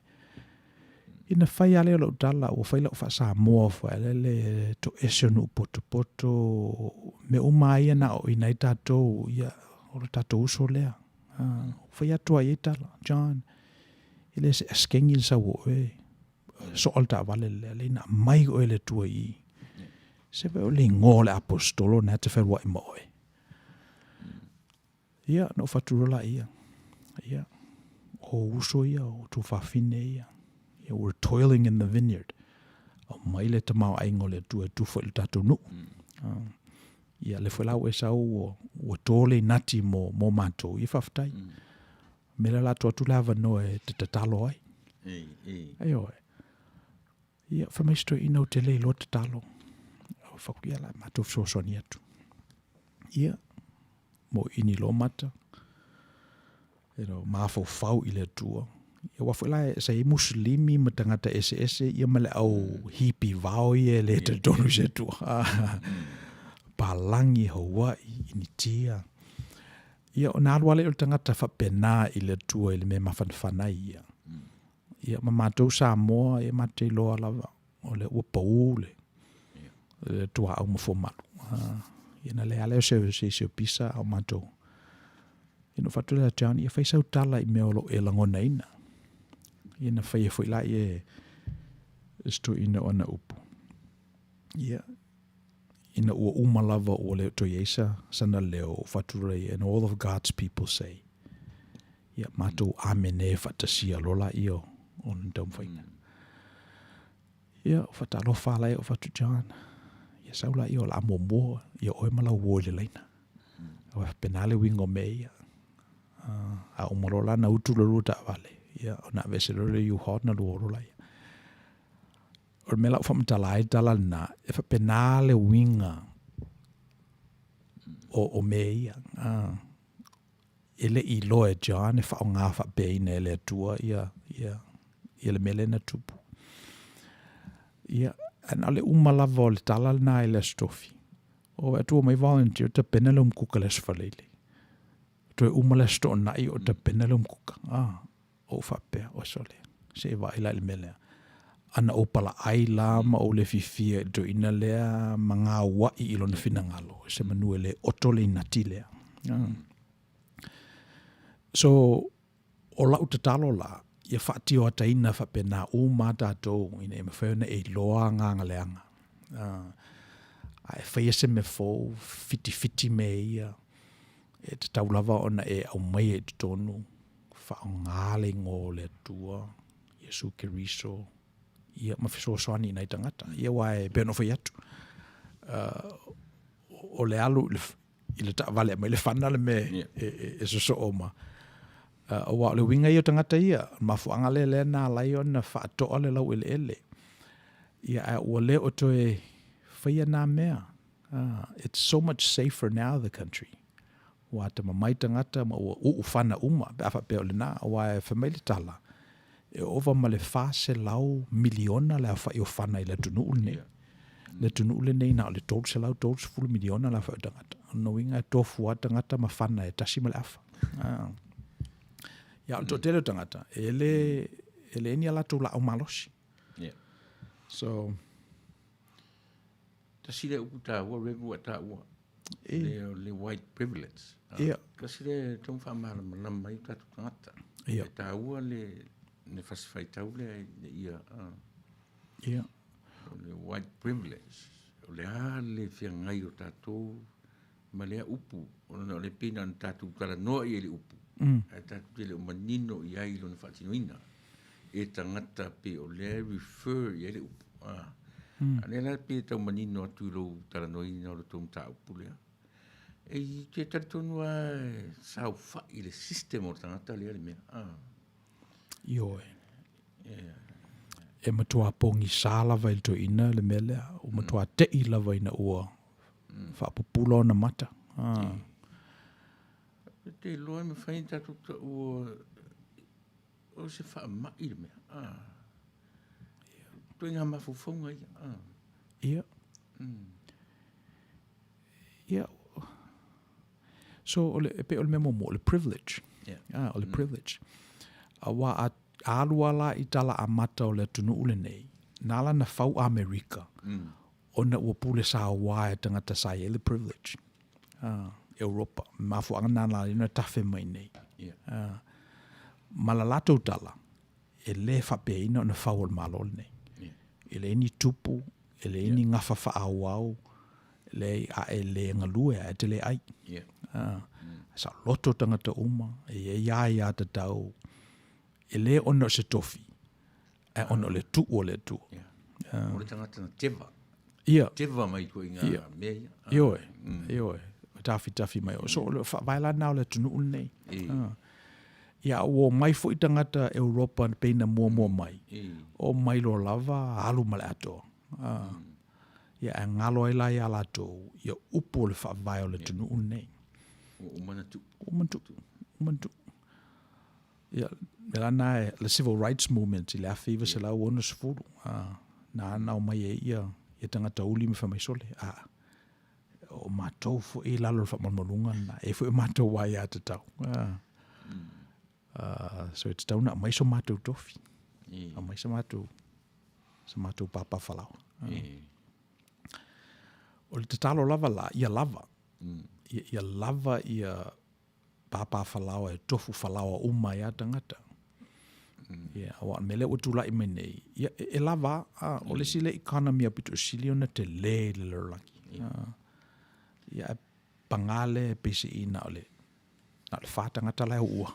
Ia le tamau ai ngole tunu une. Ta sile na mea o le pe tilo mai la langi pe a male leilo. O atunu umala langi le tono Amerika a. E le pe la Rusia o le majority a tangata Rusia la. Io. Pe saina. Io. O iwa super senior o saina na o saina. Amerika na so le. Ono le mena le no mai tangata. Ono ole to fa manino le. Everyone is created equal by Creator. Endowed with inalienable rights. Le aia te tau e le mawhai lava ona to e se upu, e se system, e ni tofi. So sao amai le tu. So mawhanga le ale ona to te tangata o mai nei. Ia. Fe mai ia fia e iai fo le Samoan privilege, ioi. Yeah. E tau mia. E tau mia le privilege. Yeah. Samoa o no ioi.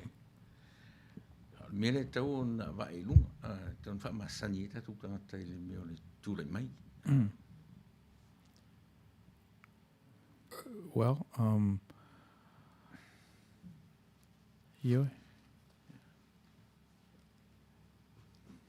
So, o le challenge la mo tangata ia papa e ia ua iloa.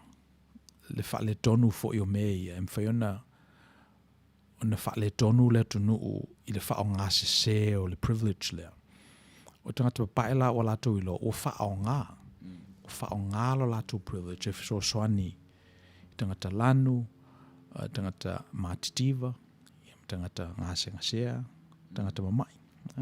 So, on mena le ui nei. Ma e whape e iei se whatufunganga fo i mo e tatou e whape na let's be aware of our privilege. Wa o te nofo fo i lama mawhau i lo utofi fai fe au. E wa o te le i alui malua poka nana fau e na walu i aonga ia Claremont i nei. E wha unga fo i mai le United Church of Christ. Ia e se ale va ai al tatu tunu i fai au. We are afforded a lot of privileges. So, o le lui la mo lo tangata, po le ala me fai i le privilege le na. Pe o te tau fi mau e a moa o mo lo to lua ma lo whanau. Ia pe wha o ngā e manui ai nisi. Moa o ai tu be pe ia e lau whaingaruenga e pese i ole. O le melna te nofu ma te mawhau ai. O le wai a te au i a privilege. O le ala launa. Ia, whapena fui tangata lo se e isua fo ainga. A whamai la le li. O le tangata e whai au tō whi au e pe o le tangata le nā tauna pūle au tō. E se le whinga tāwhi o nā manatu. Ia pe nai a matai le tau tua le. Al tangata walu leli. Ia, I suppose ese foi tipi. Awa o tatu la iti ma vala la. Ia, whengo fio na whaiwhi au. Ia olo ina mātutua. Nofo mai, nofo anga o ainga. Ia, o le whengo fio o na ilo po le ale tau tua. Ia le evesea ia il finangalo leli. O le whai au tau whi au o tau taita ilna.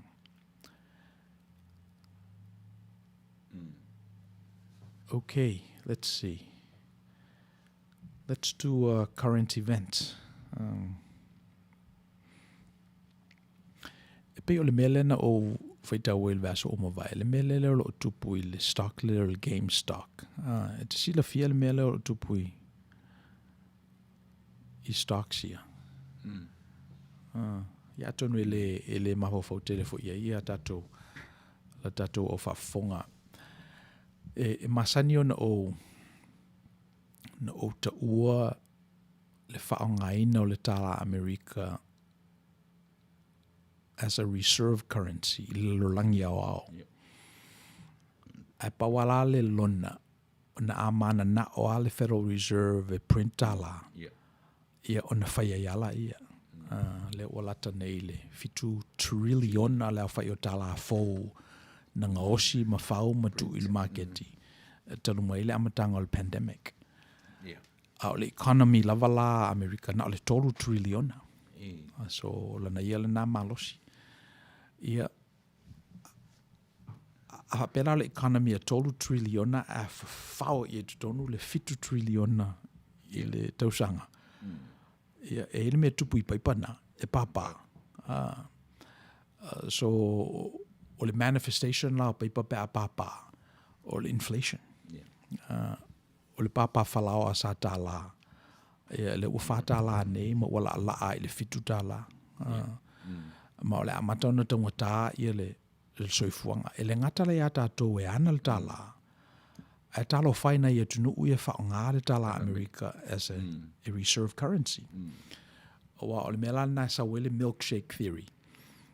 Tu sa lava po fea o iei le larangi. E la tuale straw Amerika miti uma mai ia le tamau ainga le naina. So, o le mela ua tupu.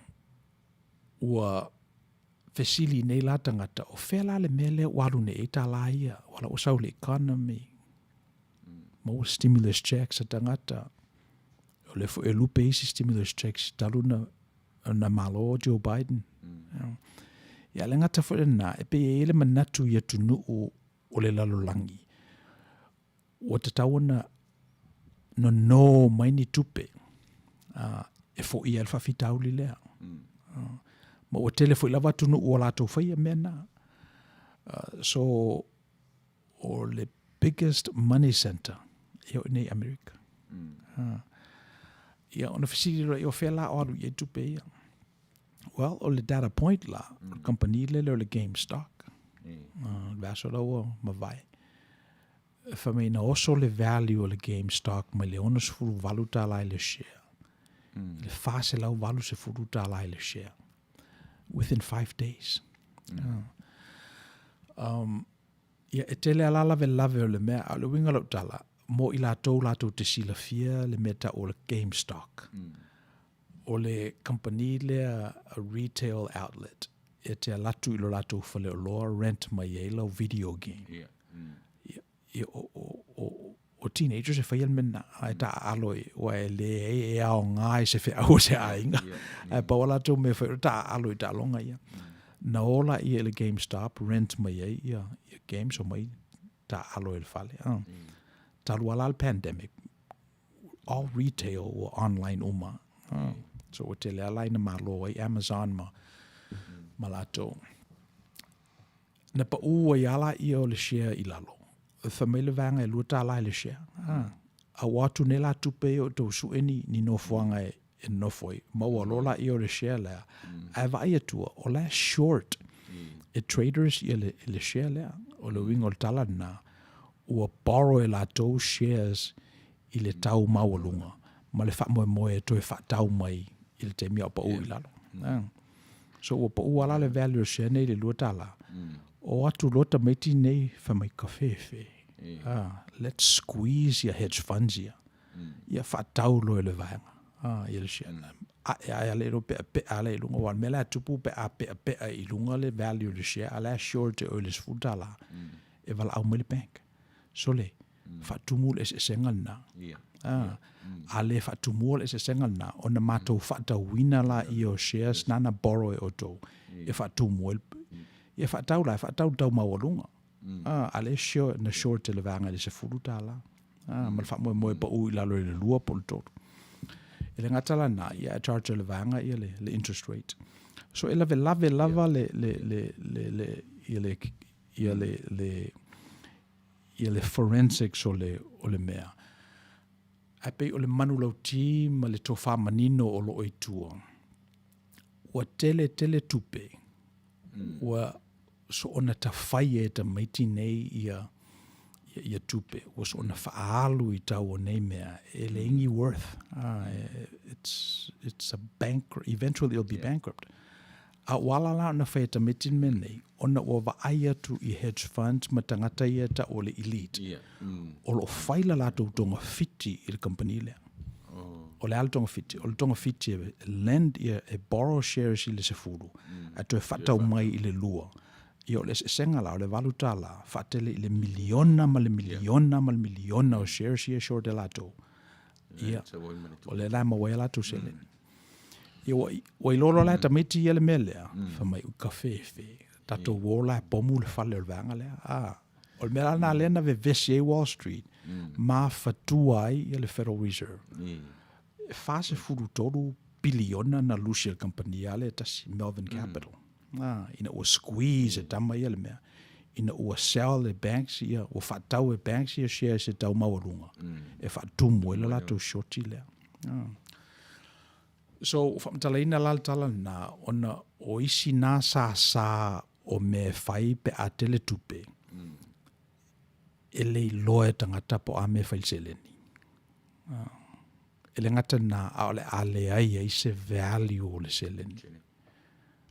And these people are willing to lose money. So, I tonu le mafuai ona fiarua I whapea le value o tala Amerika. O le tele o le tupe ua print, ua ngausia. O le ufo nina I lalo le. Yo. Value o le tupe Amerika. Yo. O la se temi e toe o no o ilunga. La su tau. Toe anga inga ia ilunga o. Temi e mtua pa o le siaso pe flat rated le tupe daily masui. Yo. Ia ai se longa e susunu ni stala ave ese mai stala mai market ai se longa e to foi ia America ile gold standard e perne ia o te lo ile to foi e wa le si la fo ai o tom foi au fatasi malo on foi la io salato basket e tu fatasi tonu ia currency salalangi include ai lama currencies foia tal foia le blockchain e be ole Bitcoin. Awa pe le sina me o vai e tangata. Nana ese single Bitcoin ma le one coin le fo I vesile. Pe ole one coin or scam. Pe ole mena sa tupu mai o le Bitcoin ai o le it's code. It's code. Pe it's a store of value. Mai o lesi me solve ele Bitcoin or mil double spend. A vatu e a ule tasi ia oe. Ele o toi mawhai ona ave a ule tasi lava na I se istangata. O leo ngala o le code o le Bitcoin. E fo ia mai ele whawhitaulina. So, io e tere foi ase se dosi e tauna whai le mena e pe o le manatu tuli manu. Wa le o toe whaatuatuaina fiat currency. O le o toe whaatuatuaina tupe a le atunu o ma le atunu as a store of value. o wa ale o store ne tala America ia ta te asia tu le si masina o matua halua i la le value o le tala al bitcoin la yo ele ngata na te mi umala pasia o le tala i le stangata e ia na i tangata along the way fe nana ia la to tipi tipi anele fia le Federal Reserve ia al bitcoin is a peer-to-peer currency ia e pe o le mena sa tupu ile i le vai aso o mawai e se si mail dato talfata i sa moa o e tanga i ai i le ball current event ia o tele o loa i whenga maro te tuila manu natu ua soro leian maro fo ia se tulanga i ai le pi o le maro tutu o tasilo e lavolo o lo ngala lo mo meo tapena le palota pi o nai vaena le ngai tataua ona paleni le whaafonga le atunu u i tatala mai maro tutu o tasi matala mai ile o te tonu ia o se ele va au tuile manu au anga ile la to whenga maro fo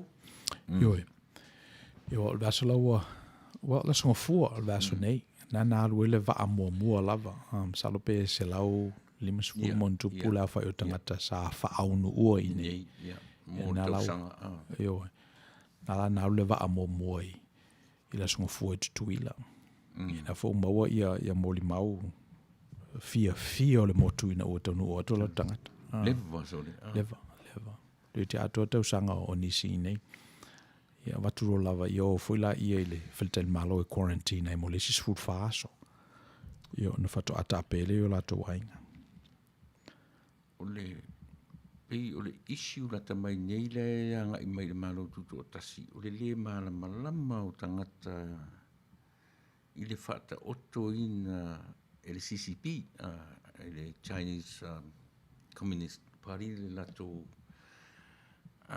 lenta kungo le tupe i tutonu e la VM Samoa i la development ai le o matua masela tutala lo tupe fa matala ai le mea le pi o ina le ia e tele tanta lo manino ai se va na wa nga i tonu sa ili ana ule alo research na fai tilo ia ie watu le o watu se tala lo tupe fa matala tu ia Samoa le tupe le mo le fainga le tupe pe mai ona na tu atua ia ona e la itene tanga le mal mai ia a le tunu atua e le mal mai le o mal no la le meta o CCP o mal lama po le o ia me e te tau na o ia le silfia o le nale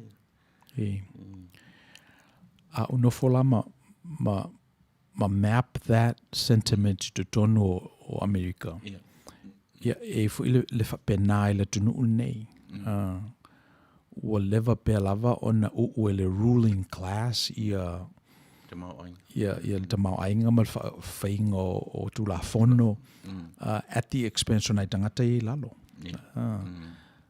o wa o mena na esele tu la i mai Donald Trump ai sea langa ele i Republican mai oyoi and of course he ran as a Republican but he wasn't Republican or tangata lava na mana o ai tangata o le Bush family someone from the Bush family you know it's a safe bet for penafula le tula Democrat you know they didn't go with Bernie Sanders they went with a safe bet file lato Hillary Clinton o feia o vai to a Republican se malosio Donald ali famero lato tala avela tato standard bearer there nala na maloi e foula ya lato le tu la I mai o le popular president mas the president foi e tau lata I basic values ale malo America o le mele o le Filipina o tangata o lo pito ilunga o si de fia alto ina e faiala ele fo ialantala ele fo ialantala e wa technology la na so ani tele ile tuleina o me o le Twitter ele fatali al tangata si ta pena le leni nai upu fai se tala I o E whai mata are mea. E whai atua I na ua umana whailita nonga. Ai sa lau whase furu characters e tūlei ai.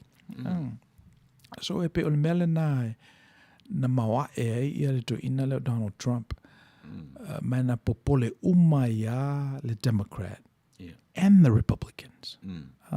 Awafu e umana whaila lato whinaunga na wane la inu ti le cafe tama ia. Ai le popole tele mai lava ia tatou ia. So le mela na le ao, whatever na whai e tangata ia. Oso lo Donald Trump I tonu. Popole lo tangata. Mena le na whamai e the Christian right. So le, o le Mesia le. O le Mesia le tama le. Le na mai e whaola I tatou.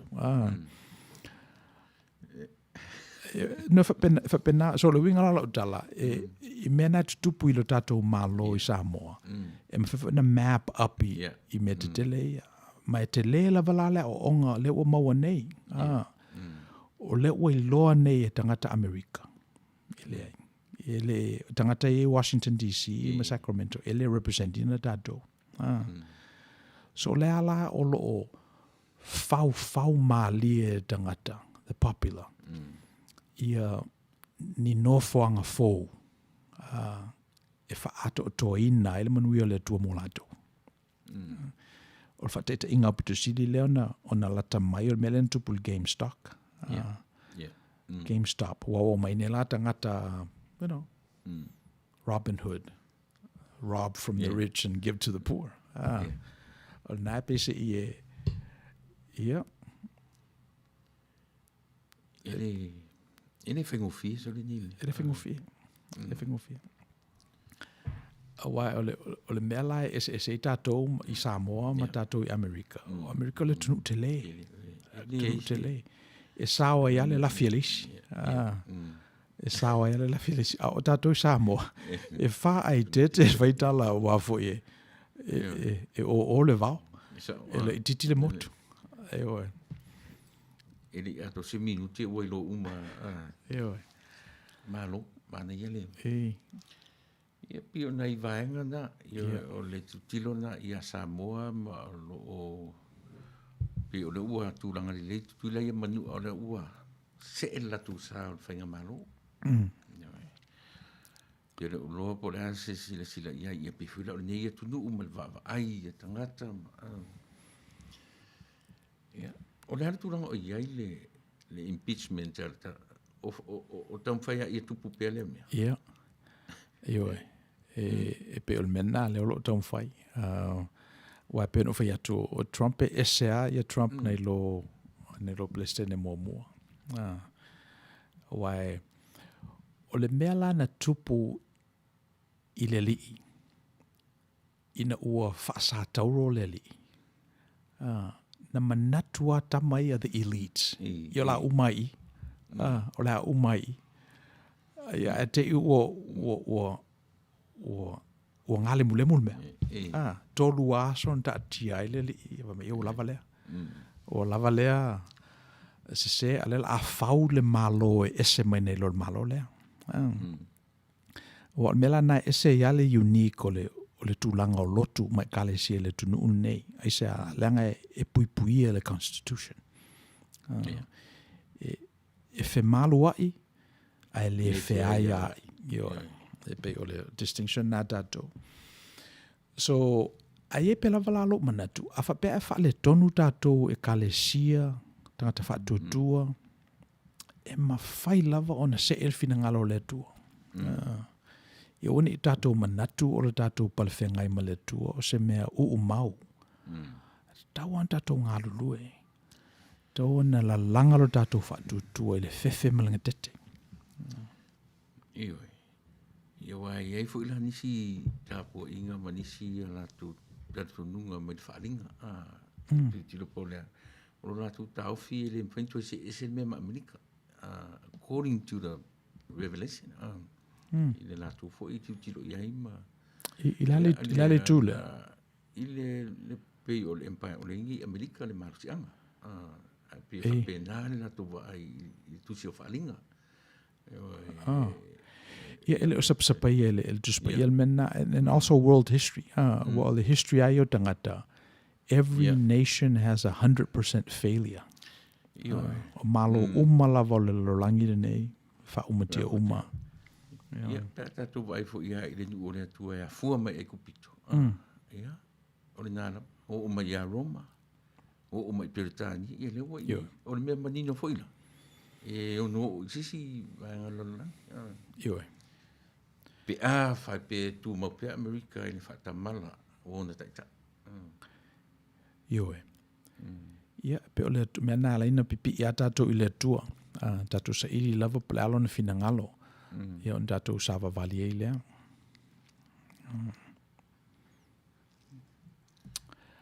Okay. Ia, whatalo whatu ia Tala Bailey. Ia, whatalo whatu fo ia vai o le Outou Manua. Tumo e ale. Ia, si tāmata pese. Ia, ona wha umaila i o tātou pokalama i lesi tū.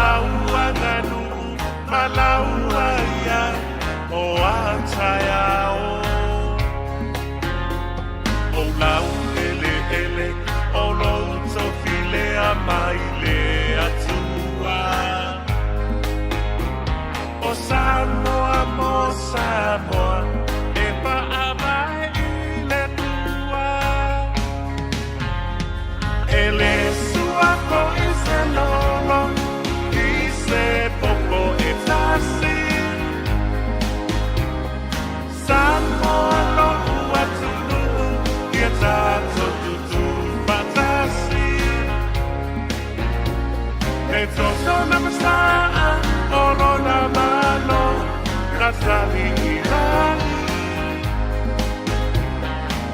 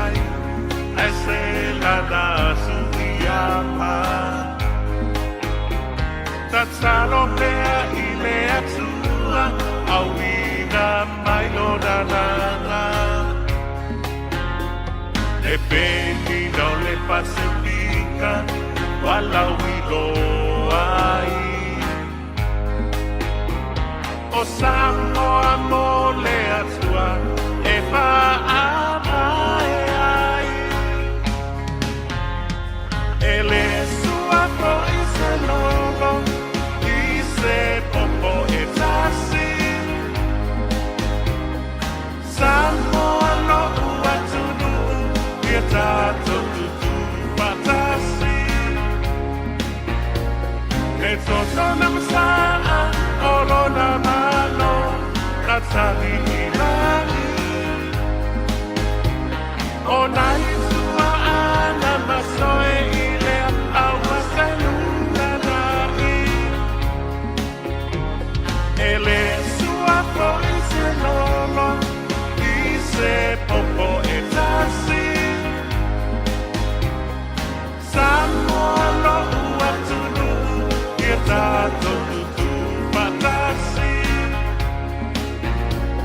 E toto na masaa o lona malo na tahi ilani. O nai tua ana masoe i lea au maseluna nai.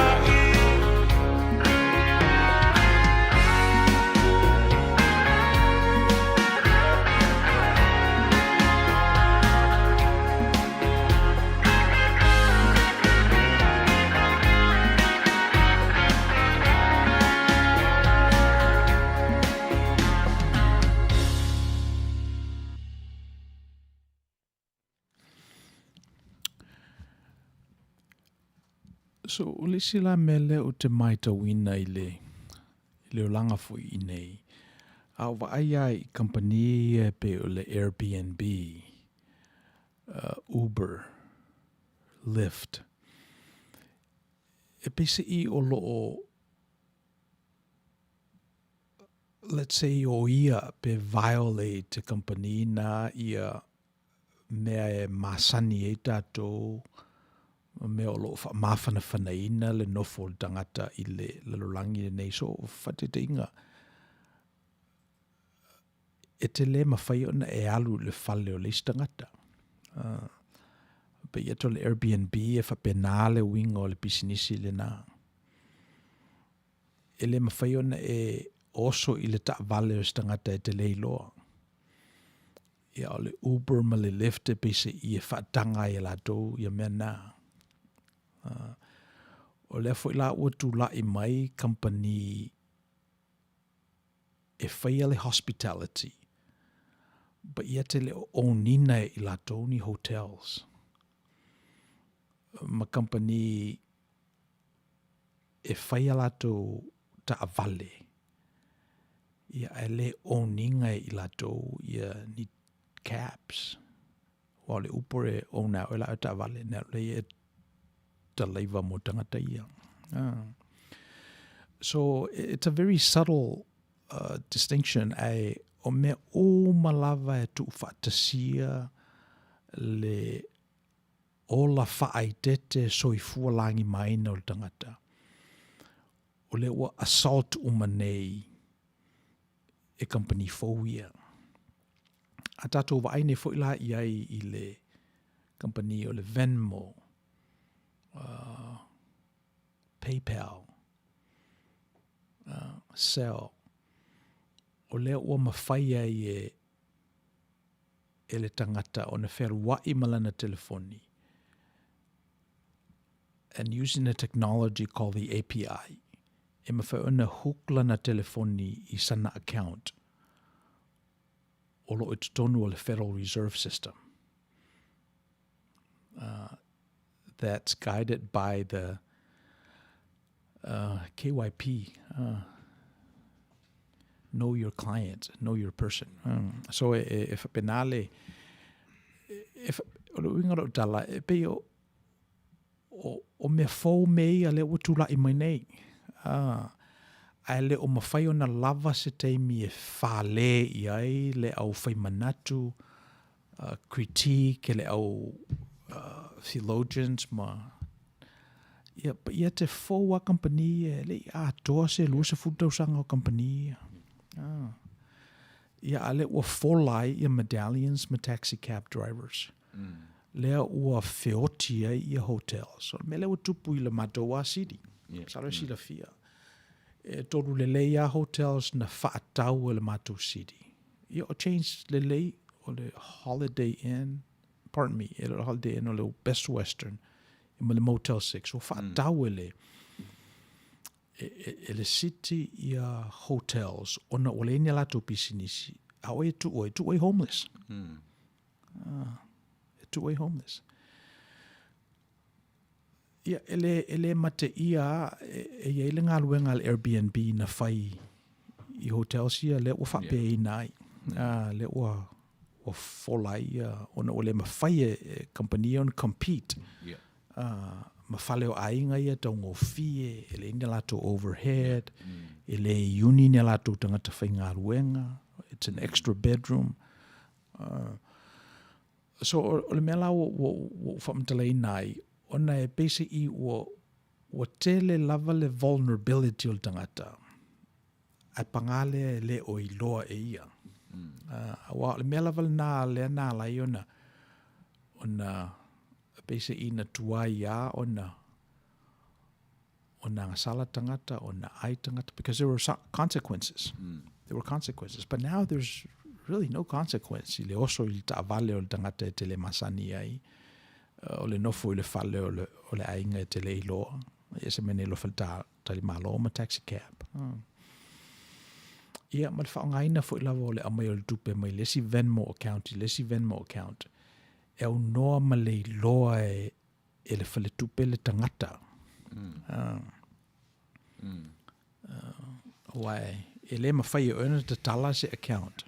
E au normally lo le federale, ia low identity, low true identity. Vatu le passport, vatu le ID, vatu le social security. Driver's license. KYP. E whamaunia le vaenga lea. E misia i account ia, Venmo. Ma pena Amerika le whaongaina le system lea. Tele mau tau mwhai fiso ta i manai wofu i New Zealand ma Australia. Ia matua le o al mam lama i mei. I account ia.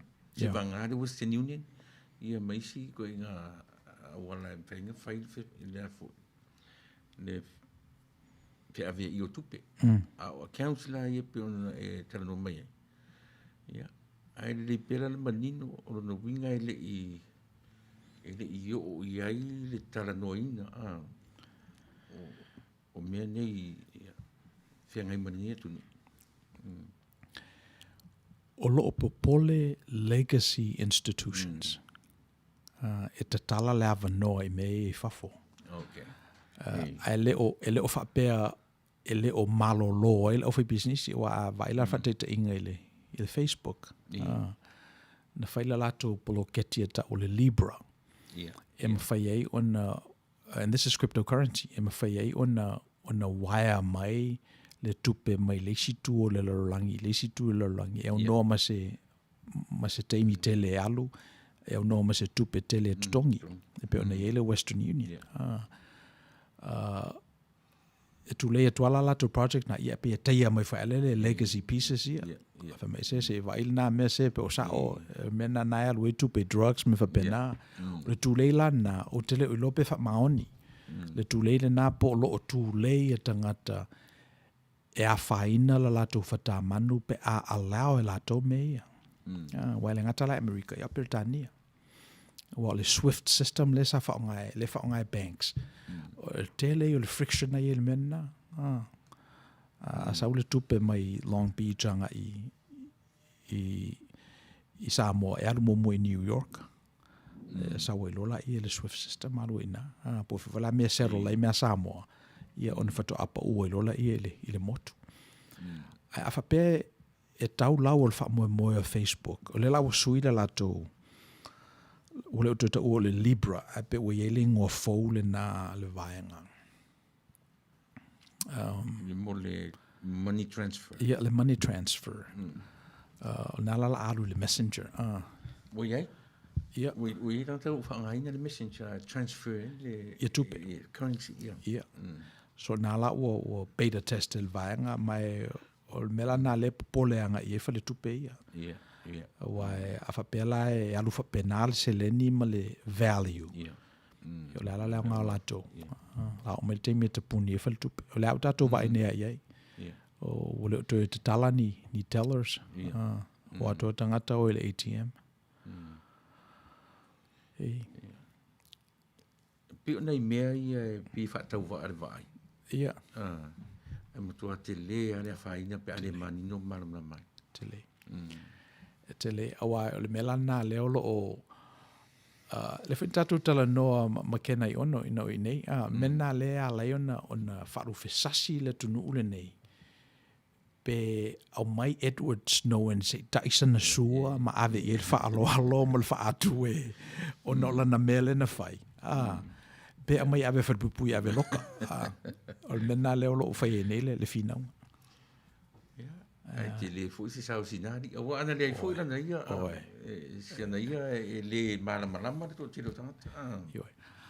a fa pe o ule filongia ele me o tele mana o se ta o lo lo nga sala o tele mana o avela tanga me dai e fa penale winga o tangata ai mai e wale dato mafo fa le lo fo le tua ia fa pena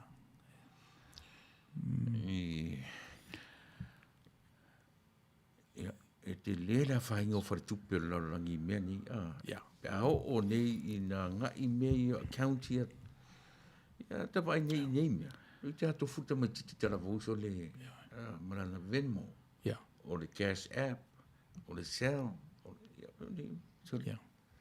e o ata mi te le whainga ruenga wai so o mana tuaina ia taulanga ia fai le malu Jerusalem. Vatu e tangata na ia lato fa polo ia. Famela le li o mele te mi le to fa tu ngai le sima ai lungo le sima. O mele te mi le to fa ia me ia. A fa pela o tangata perfetta. E o mai fo ile te mi le to e fa ia ni fa le tupe pe na masani e tato.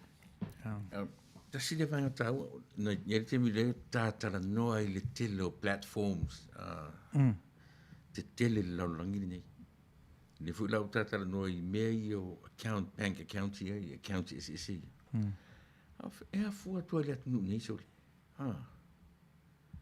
e lo po se la sau tanga i le vainga po I wa for Silicon Valley ai pe ina la for forward way me so I